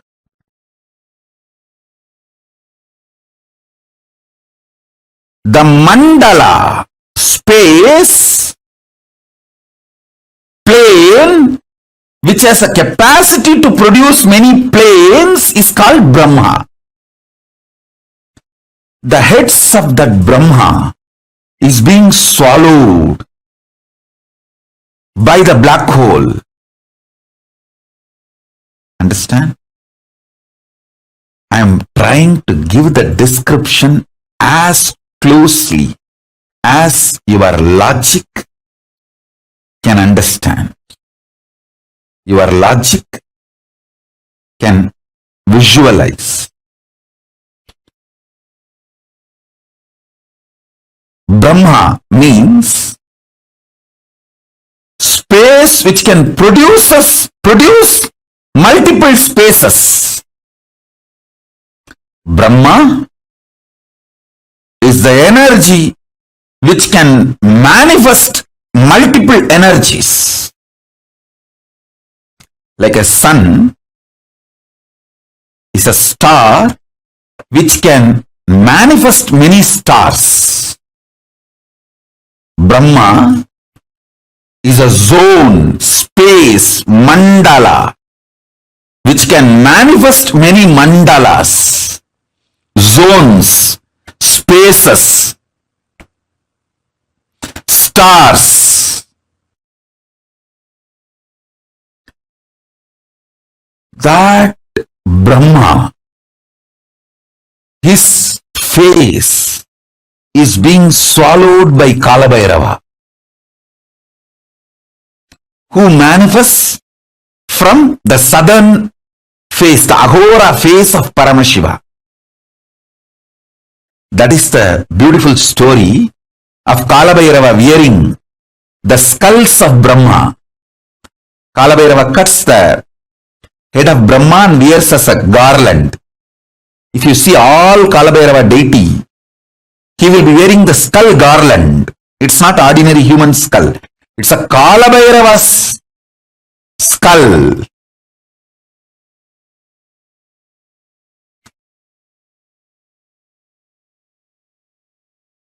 Sorry, Brahma's skulls. Kalabhairava's skull mala is made of Brahma's heads. It's not ordinary human skull mala. He is wearing Brahma Siras, Brahma Siromaladari.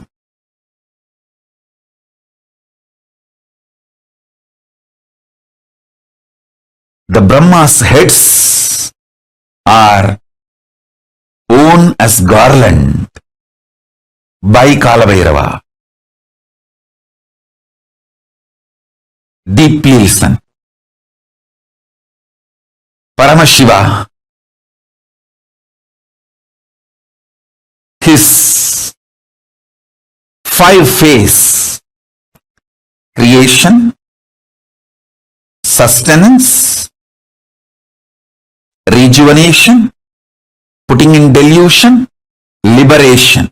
This five-phase, Srishti, Sthiti, Samhara, Tirobhava, Anugraha. In this five-phase, the Samhara, rejuvenation phase, from that manifests Kalabhairava, cosmic black hole that swallows Brahma's heads, Brahma Kapalas. Paramashiva, as Kalabhairava, wears the garland made of Brahma's skulls. What is the Brahma's skull, Brahma's head? The star which produces stars is Brahma's head. I'll narrate a story. Understand the truth behind the story.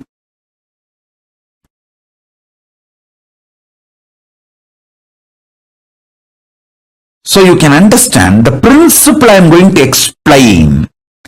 The principle I am going to explain is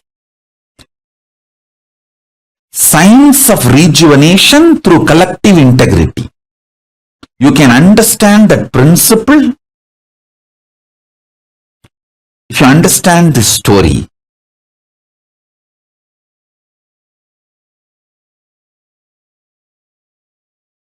All of us know Paramashiva gave Sudarshana Chakra to Vishnu. O Parandama, forgive me. In any way, I portray you, create any misunderstanding knowingly or unknowingly. I'm just trying to narrate the story of KAILASA in the human language, which is very inadequate.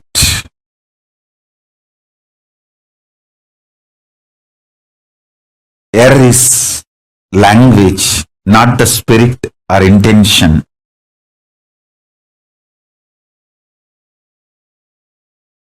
Listen to the story. I'm not showing Parandama, Mahavishnu, in any way lower. But when I am talking in the logic, in the language, which you all understand, it is always the comparison of higher, lower. So when I say Paramashiva gave Sudarshana Chakra to Vishnu, don't think Vishnu is some way lower. He is far more superior than you and me. So be very clear about that.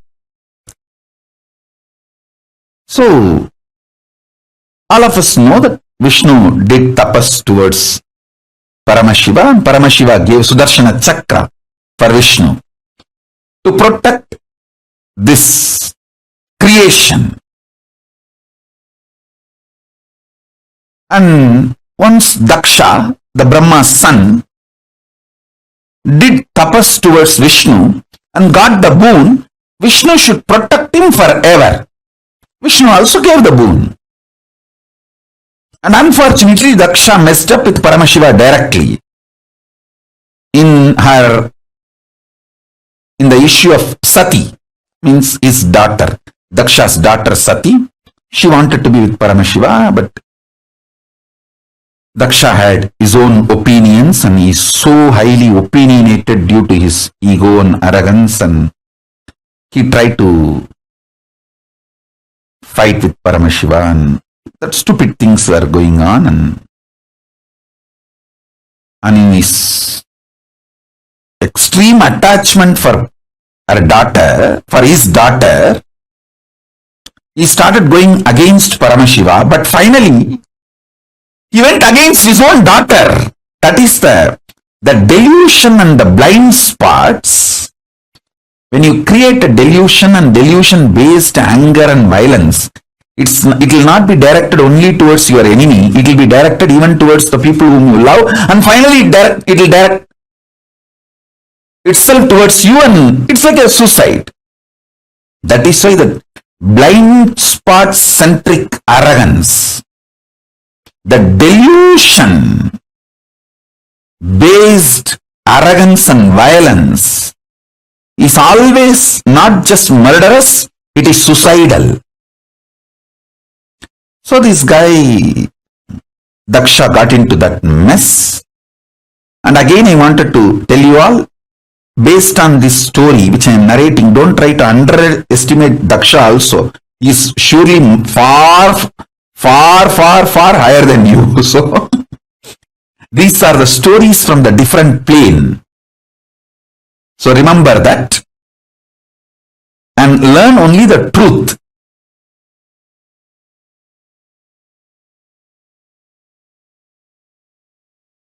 Learn the truth that you should not get into the deluded arrogance and deluded violence and deluded vengeance. Learn the truth and don't try to judge Daksha. Anyhow.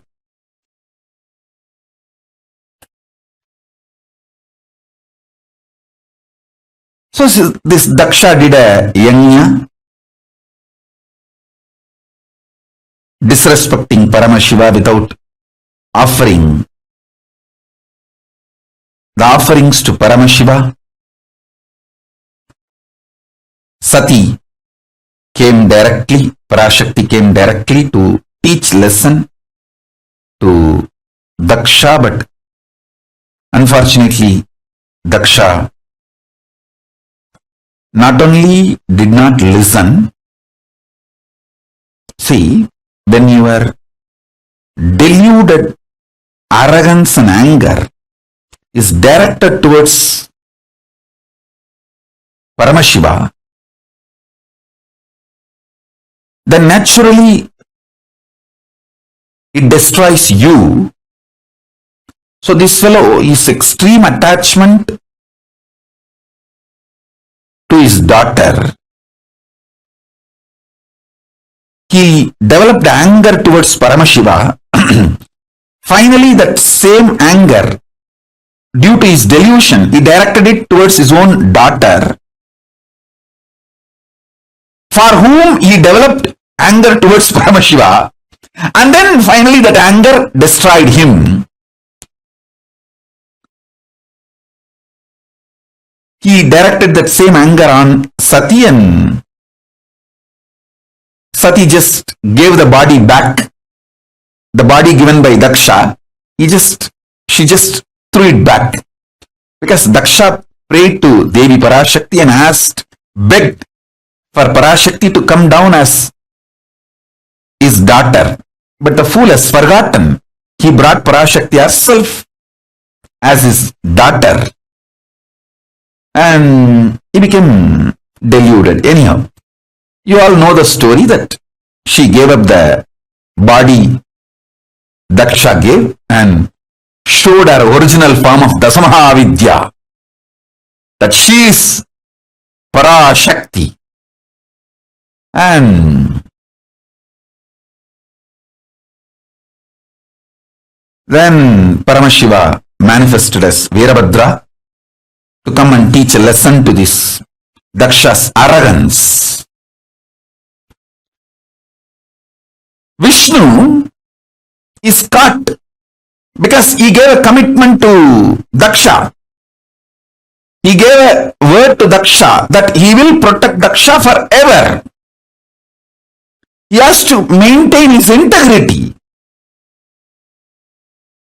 So, when Paramashiva came directly to finish the Daksha Yajna in the form of Veerabhadra and Daksha to teach lesson to the Daksha and to remove Daksha's arrogance, Vishnu saw what can be done. One side, my integrity, my commitment to my disciples, my devotees, that I have given a word, I will protect him forever. Other side, Paramashiva. What to do? He decided, okay, let me try my best to keep my words. With all Paramashiva gave me. So, he took the Sudarshana Chakra and said, Paramashiva, this is the greatest weapon you gave me to protect this creation. And I have given a word to this fellow, Daksha, that I have to protect him, because I gave a word, I will protect him forever. My maximum capacity to protect is Sudarshana Chakra. Now I am sending this towards you to protect my integrity, to keep my integrity. So he sends the chakra towards Paramashiva, Simply one of that Brahma Kapala, which Paramashiva was wearing, that Kapala just swallowed that Sudarshana Chakra. Like a murku. If you know the Indian snack murku, how you grab the murku and smash in your mouth. Same way, one of the Brahma Kapala Paramashiva was wearing, it just grabbed that Sudarshana Chakra and bak over and kept it under his teeth. And then Vishnu looked at Daksha and said, see, my maximum capacity is my Sudarshana Chakra. I have sent that. So I have tried everything possible by me to keep my words, to protect you. Now, nothing more can be done, and he returned to Vaikuntha. He went back to Vaikuntha, and of course you all know the story that Veerabhadra came and cut the head of Daksha to teach lesson and remove his arrogance. Then Daksha's wife comes and cries to Mahadeva and prays to Mahadeva, and Mahadeva says, I am not against him, I am only against his arrogance. So he is not my enemy, only the part of his arrogance is need to be removed. The arrogance need to be taught a lesson. So he removes the cancer and gives him back a different head, a goat head, and gives life to Daksha.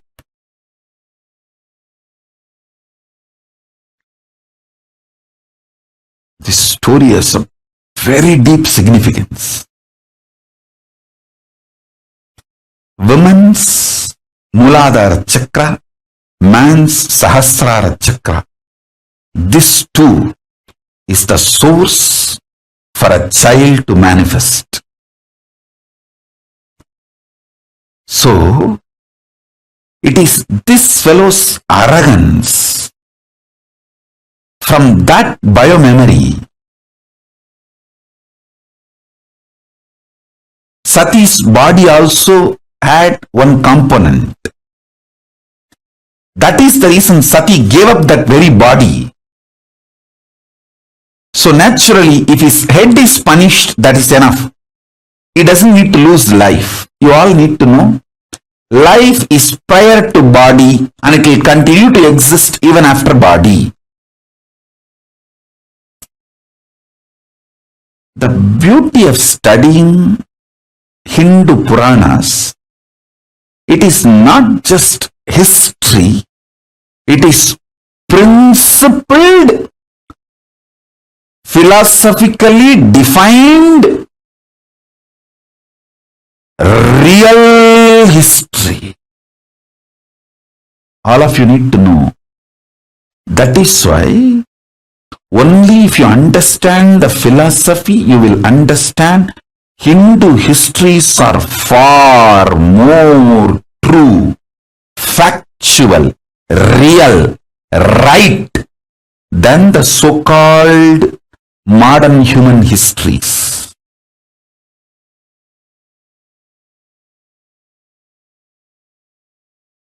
So-called modern human histories.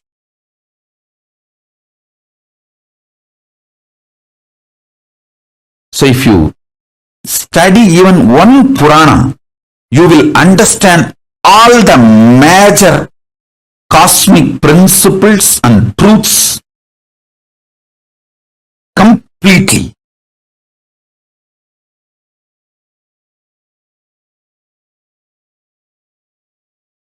It's a very powerful revelation, very powerful truth.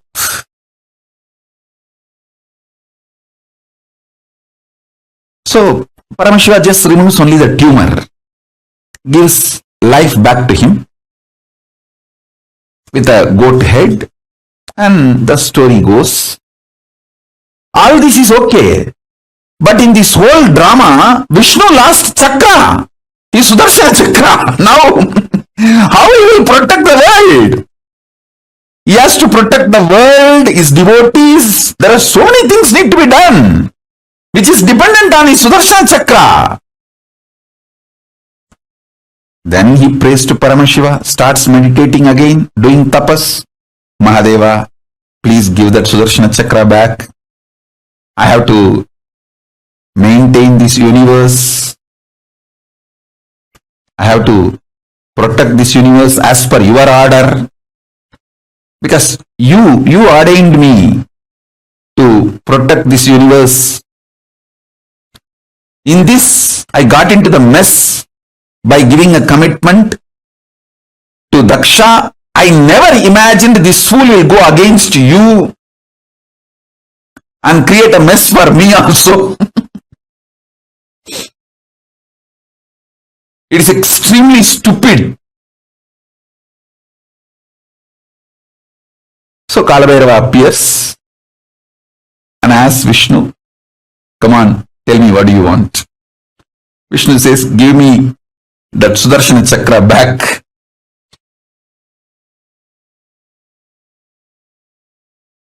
And Mahadeva just looked on the skull garlands he was wearing. Hey, where is that Sudarshana Chakra? Who is having? One skull said, I'm only having it, it's in my teeth. I just grabbed it because I was the nearest one. When the chakra was coming, I just grabbed it and it's in my teeth.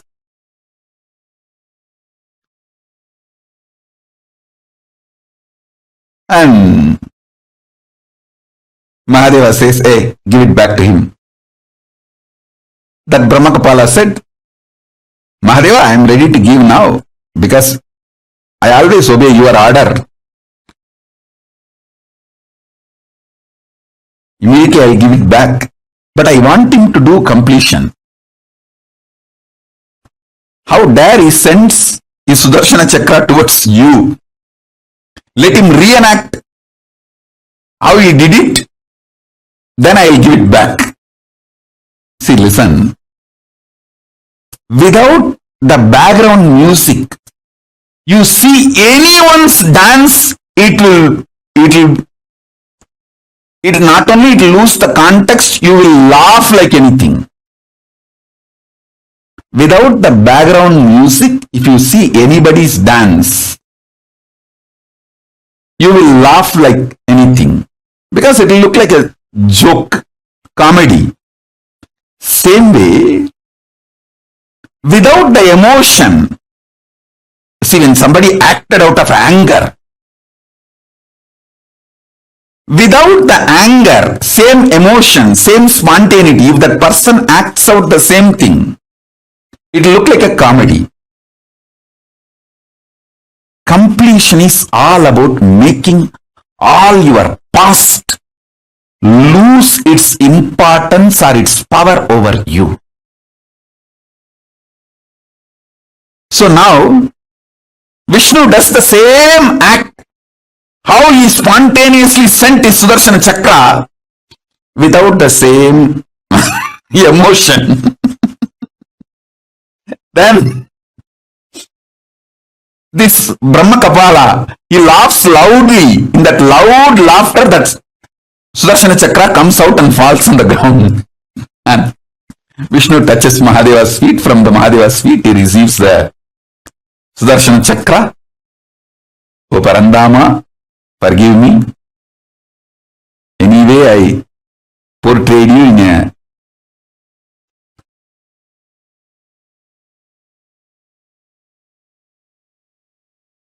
dim light.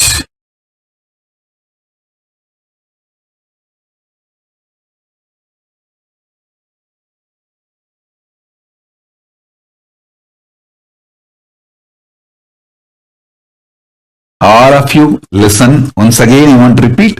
Don't ever underestimate Parandama Mahavishnu listening to this story. This story is told to show the greatness of Paramashiva, but not to show Parandama in any dim light or low idea. So be very clear. Understand the principle.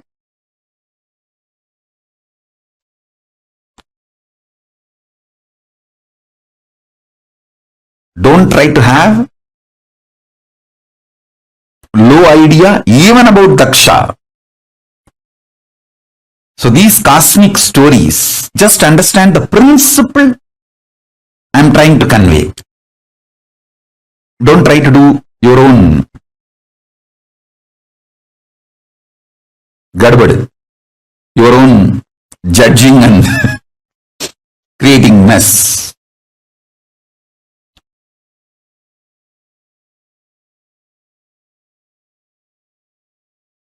In Sati's whole existence, the deep devotion of mother, but the arrogance of the father, both got into her system. The muscle memory of the deep devotion of mother made her fall in love with Paramashiva, but the arrogance strain came from father's biomemory. That made even Sati disobey Mahadeva and come from Kailasa to Mayapuri. Mayapuri is the present day Haridwar, to teach lesson to Daksha. Mahadeva told, hey, he will not listen. She should have obeyed Mahadeva's strategy, but the strain of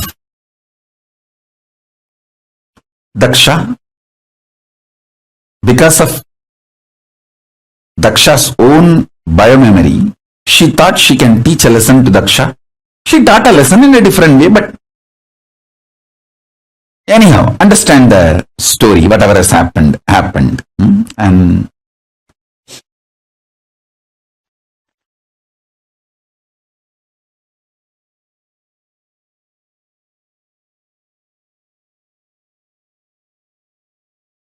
the multiple important truths you need to understand.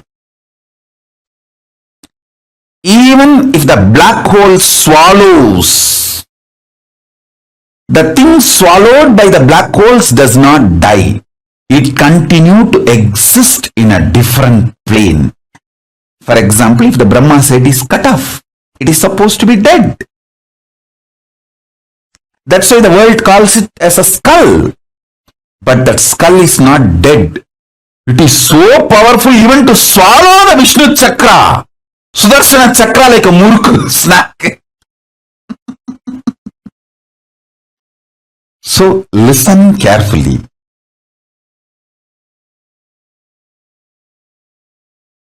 You don't have death. There is nothing called destruction. I am only saying, die after realizing there is no death. Don't die before that, because if you die before realizing there is no death, you may have death, but not the real undying experience.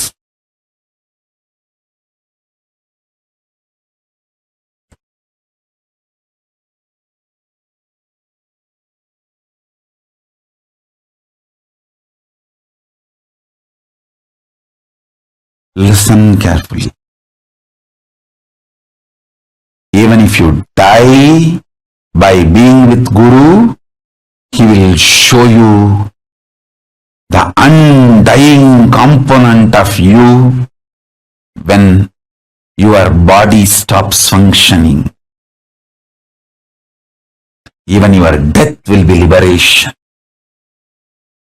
If you die without Guru, you may have death, but not the liberation or realization of undying during the death. You will be just born again and again. See the first level truth, which I told, that's the description of the scene where the face of Aghora, of Paramashiva, manifests Mahakalavhairava, and like black holes swallowing the big bangs, Brahma's heads, Kalabhairava swallowing the Brahma Kapalas and making garland of Brahma's skulls for him. Understand, that is the most beautiful Jnana Sloka in English for Mahakalabhairava. If you have some photos released by NASA, how the black holes swallow the big bangs, just see exactly that indescribable way Mahakalabhairava with the Brahma Kapala Malas, the skull garland of Brahma Kapalas, the multiple big bangs swallowed by the large black hole. But the big bangs are not dead. They are all there as garland, alive and more powerful, even to swallow Vishnu's chakra, Sudarshana chakra. See, Brahma is son of Vishnu. The sun's head, because it is owned by Paramashiva, is capable of even swallowing the father's weapon like a snack and keep it inside his teeth.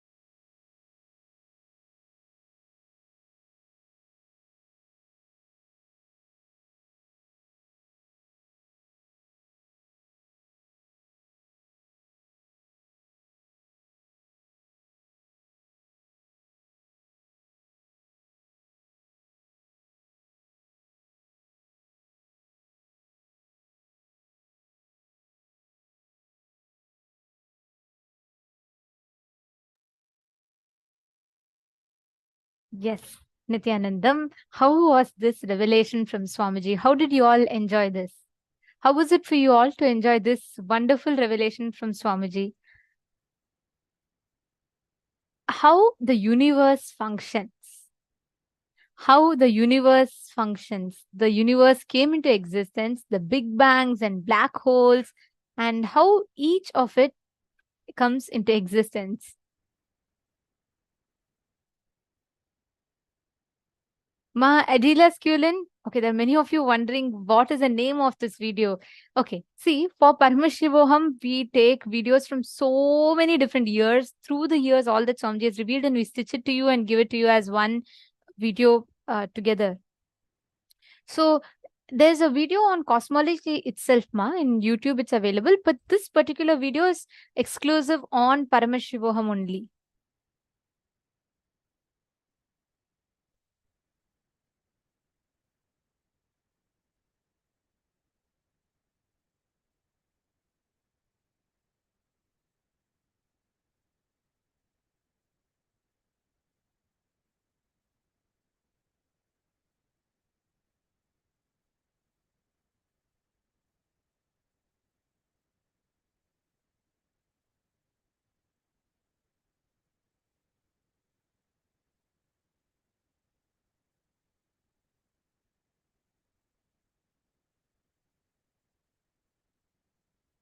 This whole existence, the universe, how it came, right? Starting from the big bangs and black holes, understanding how exactly this universe came into existence.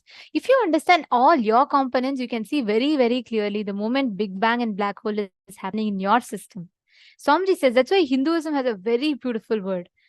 It's called microcosm, the Pindhanda and the Brahmanda. If you understand the Pindanda, you understand the Brahmanda. If you understand the Brahmanda, you understand the Pindanda. You are the microcosm. The cosmos is the macrocosm. If you understand the Big Bang and black hole in the microcosm, you will understand in the macrocosm the Big Bangs and black holes that happen. All the thought currents, the emotions, patterns which is there in all of us is responsible for our functioning, but which is not perceived as material is antimatter.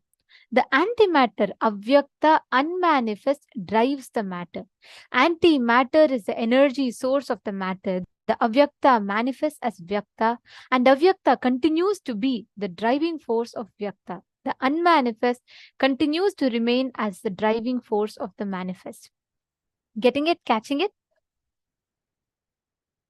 So if for every one of us sitting here, right, if you understand the secret of how this cosmos functions, you will catch the thread of existence. You will catch how the cosmos functions, why, where, when, what, which, and how it happens. Just understanding this one truth, it will completely change our understanding, completely change our view of how we perceive reality and nature around us. Okay, and there's so many secrets to learn about cosmology. There's so many secrets to understand about that. Antimatter, the avyakta, the unmanifest, drives the matter. Antimatter is the energy source of the matter. The avyakta manifests as vyakta, and avyakta continues to be the driving force of the vyakta. The unmanifest continues to be the driving force of the manifest. Okay, let us take a few minutes to do a quick exercise. How you perceive you, how you project yourself to others, has to expand just like the universe. Universe expands. There's a very beautiful verse in Ishavasya Upanishad, which is called as Jagatyam Jagat, the change established on change. And the consciousness is described as Manaso Javiyaha, swifter than the mind. The universe constantly changes and is expanding, expanding, and expanding into something else. So the expansion happens in the expansion. And that same way, if you understand the authenticity of yourself, you can apply this exact same truth in your life as well.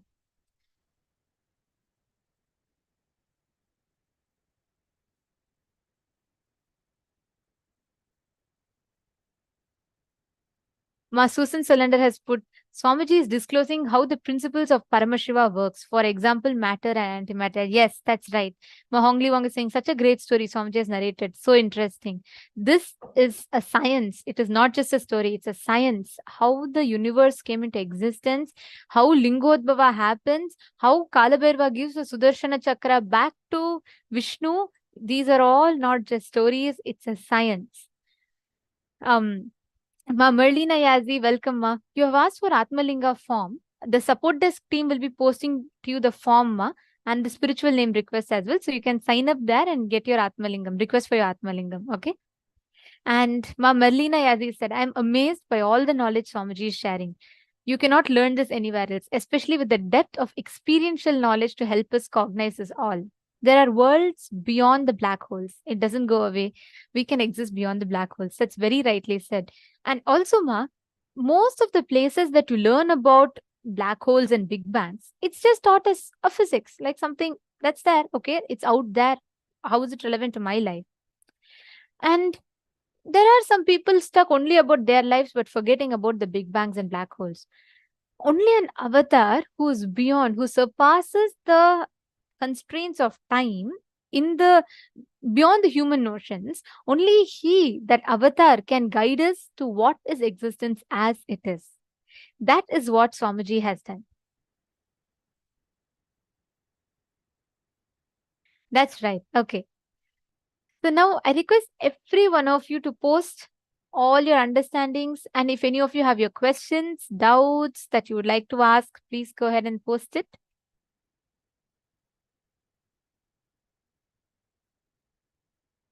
Ketan Gebyod has posted Big Bang. Yes. And any other questions? Sriram, Saira Mangulaya and Ketan Aya, Aslim Aya, Daniel and Hugo. Are you understanding? Hugo is our youngest participant of Paramashivoham, and every time I see Hugo, I feel so happy. He's just literally experiencing such an amazing ambience. This young age, sitting so sincerely and participating. And Hugo, you should know the intelligence, the cognitions that enters right now that you're learning.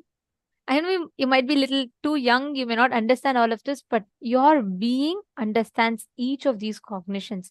And you will see how in your studies, in your exams, everywhere, you will be able to replicate these powerful cognitions. If you understand how the universe expands, no knowledge is limited. You will understand how eternally your cognitions are going to keep expanding, and the knowledge is not limited for you as well.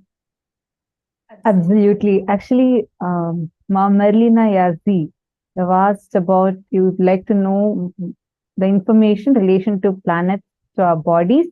Yes, like as I was mentioning earlier in the previous session, Swamiji had shared a brief about it, right? Not in this one, but the previous one. Swamiji has written a book on it, and it is going to be coming as a gift for all of you. So if you have not been receiving gifts, like every day you should have been receiving gifts if you're attending the program.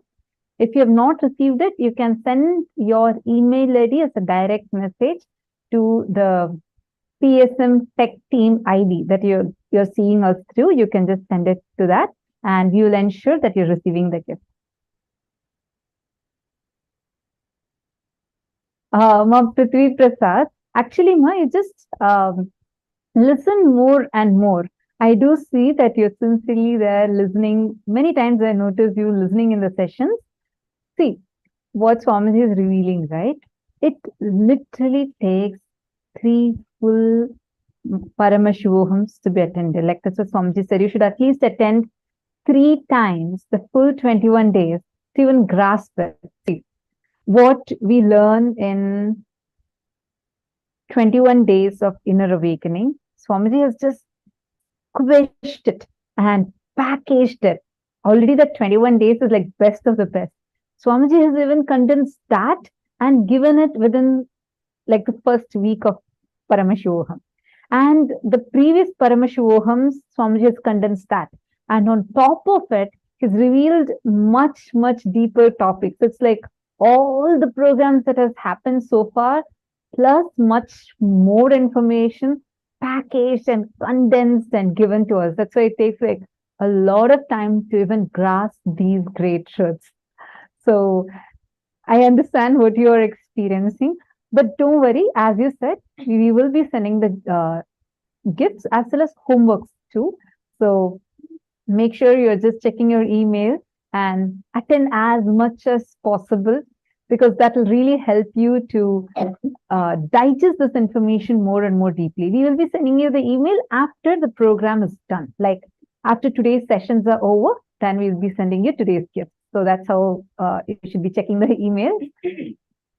It's so interesting to see all of you so sincerely participating and, digesting these truths, especially coming from different parts of the world and various different time zones. All of us are there here sitting for these 16 hours for 21 days and listening to these amazing truths that Swamiji is sharing completely free of cost and gifting it for all of us.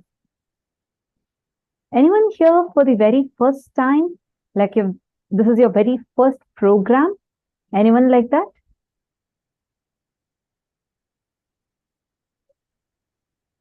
Who all are here for the very first time?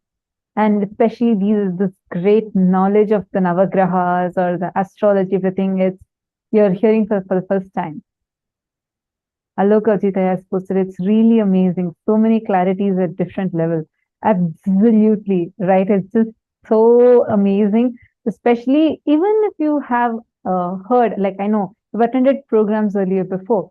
So even if you have heard it multiple times, this truth, especially the way Swamiji stitches this content together and gives to us, it's like a new revelation opens up, right?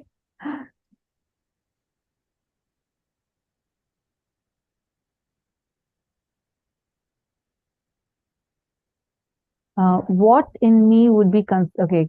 Ketan Geboyd has posted, what in me would be considered the black hole? I could see the entire happening in my inner space as he told the story of Daksha. Wow. But I was wondering, what would in me would be considered the black hole or Big Bang? Such a beautiful question. Where are you from, if you don't mind me asking? Where exactly, which country are you from? Ketan Geboyd. And have you done any of the programs before, or is this your first program? I appreciate your sincerity with which you're listening to ask such a beautiful question. See, Big Bang and black hole are simultaneously happening in us. This is your third program. You're from US, Atlanta. Wonderful. Listen to this carefully. See, every time you enter inside your causal layer, for example, you go to sleep and then you come back from your sleep. That whole time you're actually getting sucked into your own being. That is a black hole that is happening in you.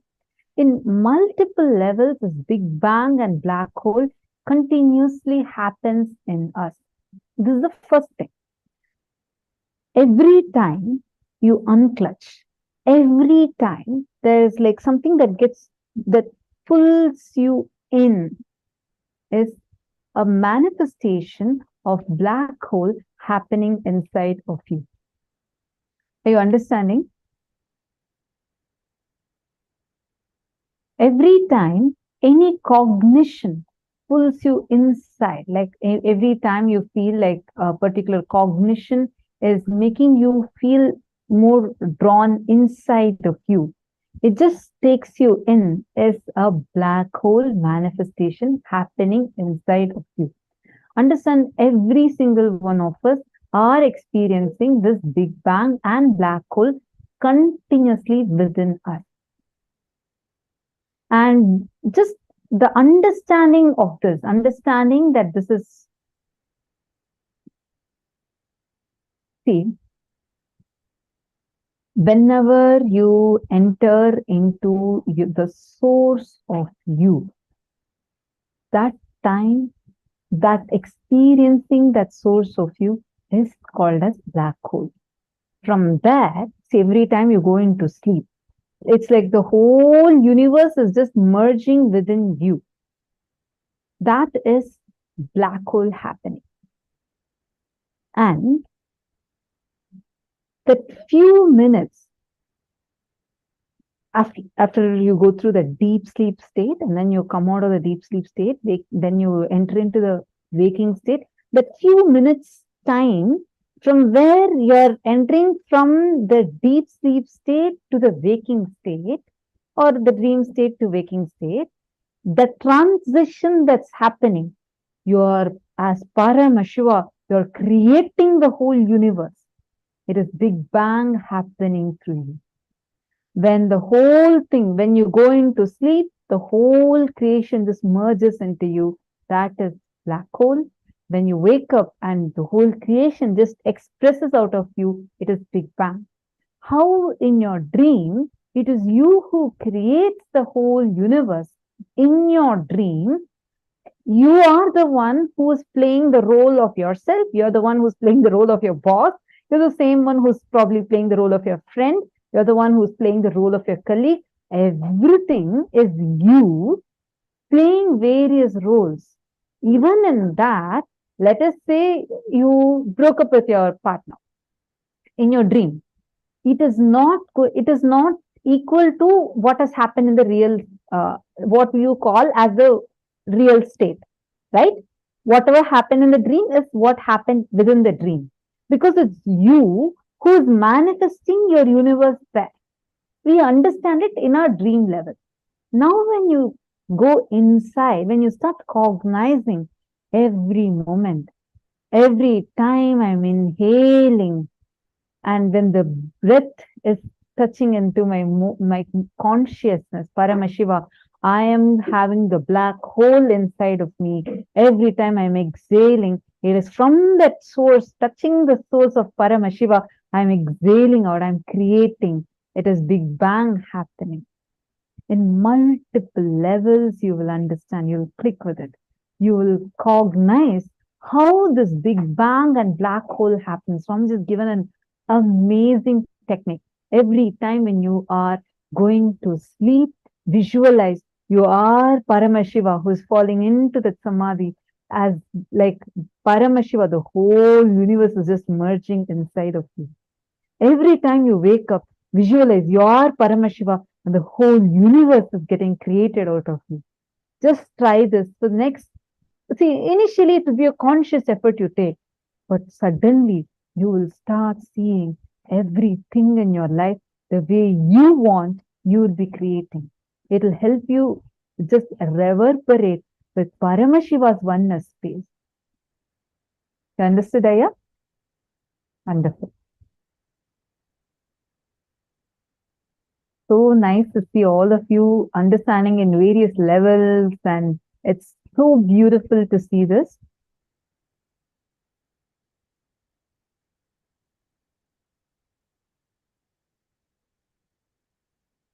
Now, all of us are going to be, this black hole is vacuum, correct?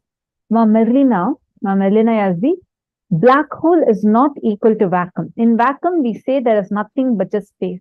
In black hole, everything exists. In black hole, when everything gets into the black hole, it continues to exist eternally. It is not equal to vacuum. In vacuum, you say there's nothing, there's no particle that exists. That's what you call as creating a vacuum. But in black hole is not equal to vacuum, because in black hole, what enters inside the black hole exists eternally. You understood now? Wonderful. So now, let's all take a few minutes and we are going to be entering into the power manifestation. All manifest this power of being able to identify what exactly incident that another person is thinking about. Okay? Ready? Shall we all start? You're going to be connecting to your partners, identifying what exactly is your partner.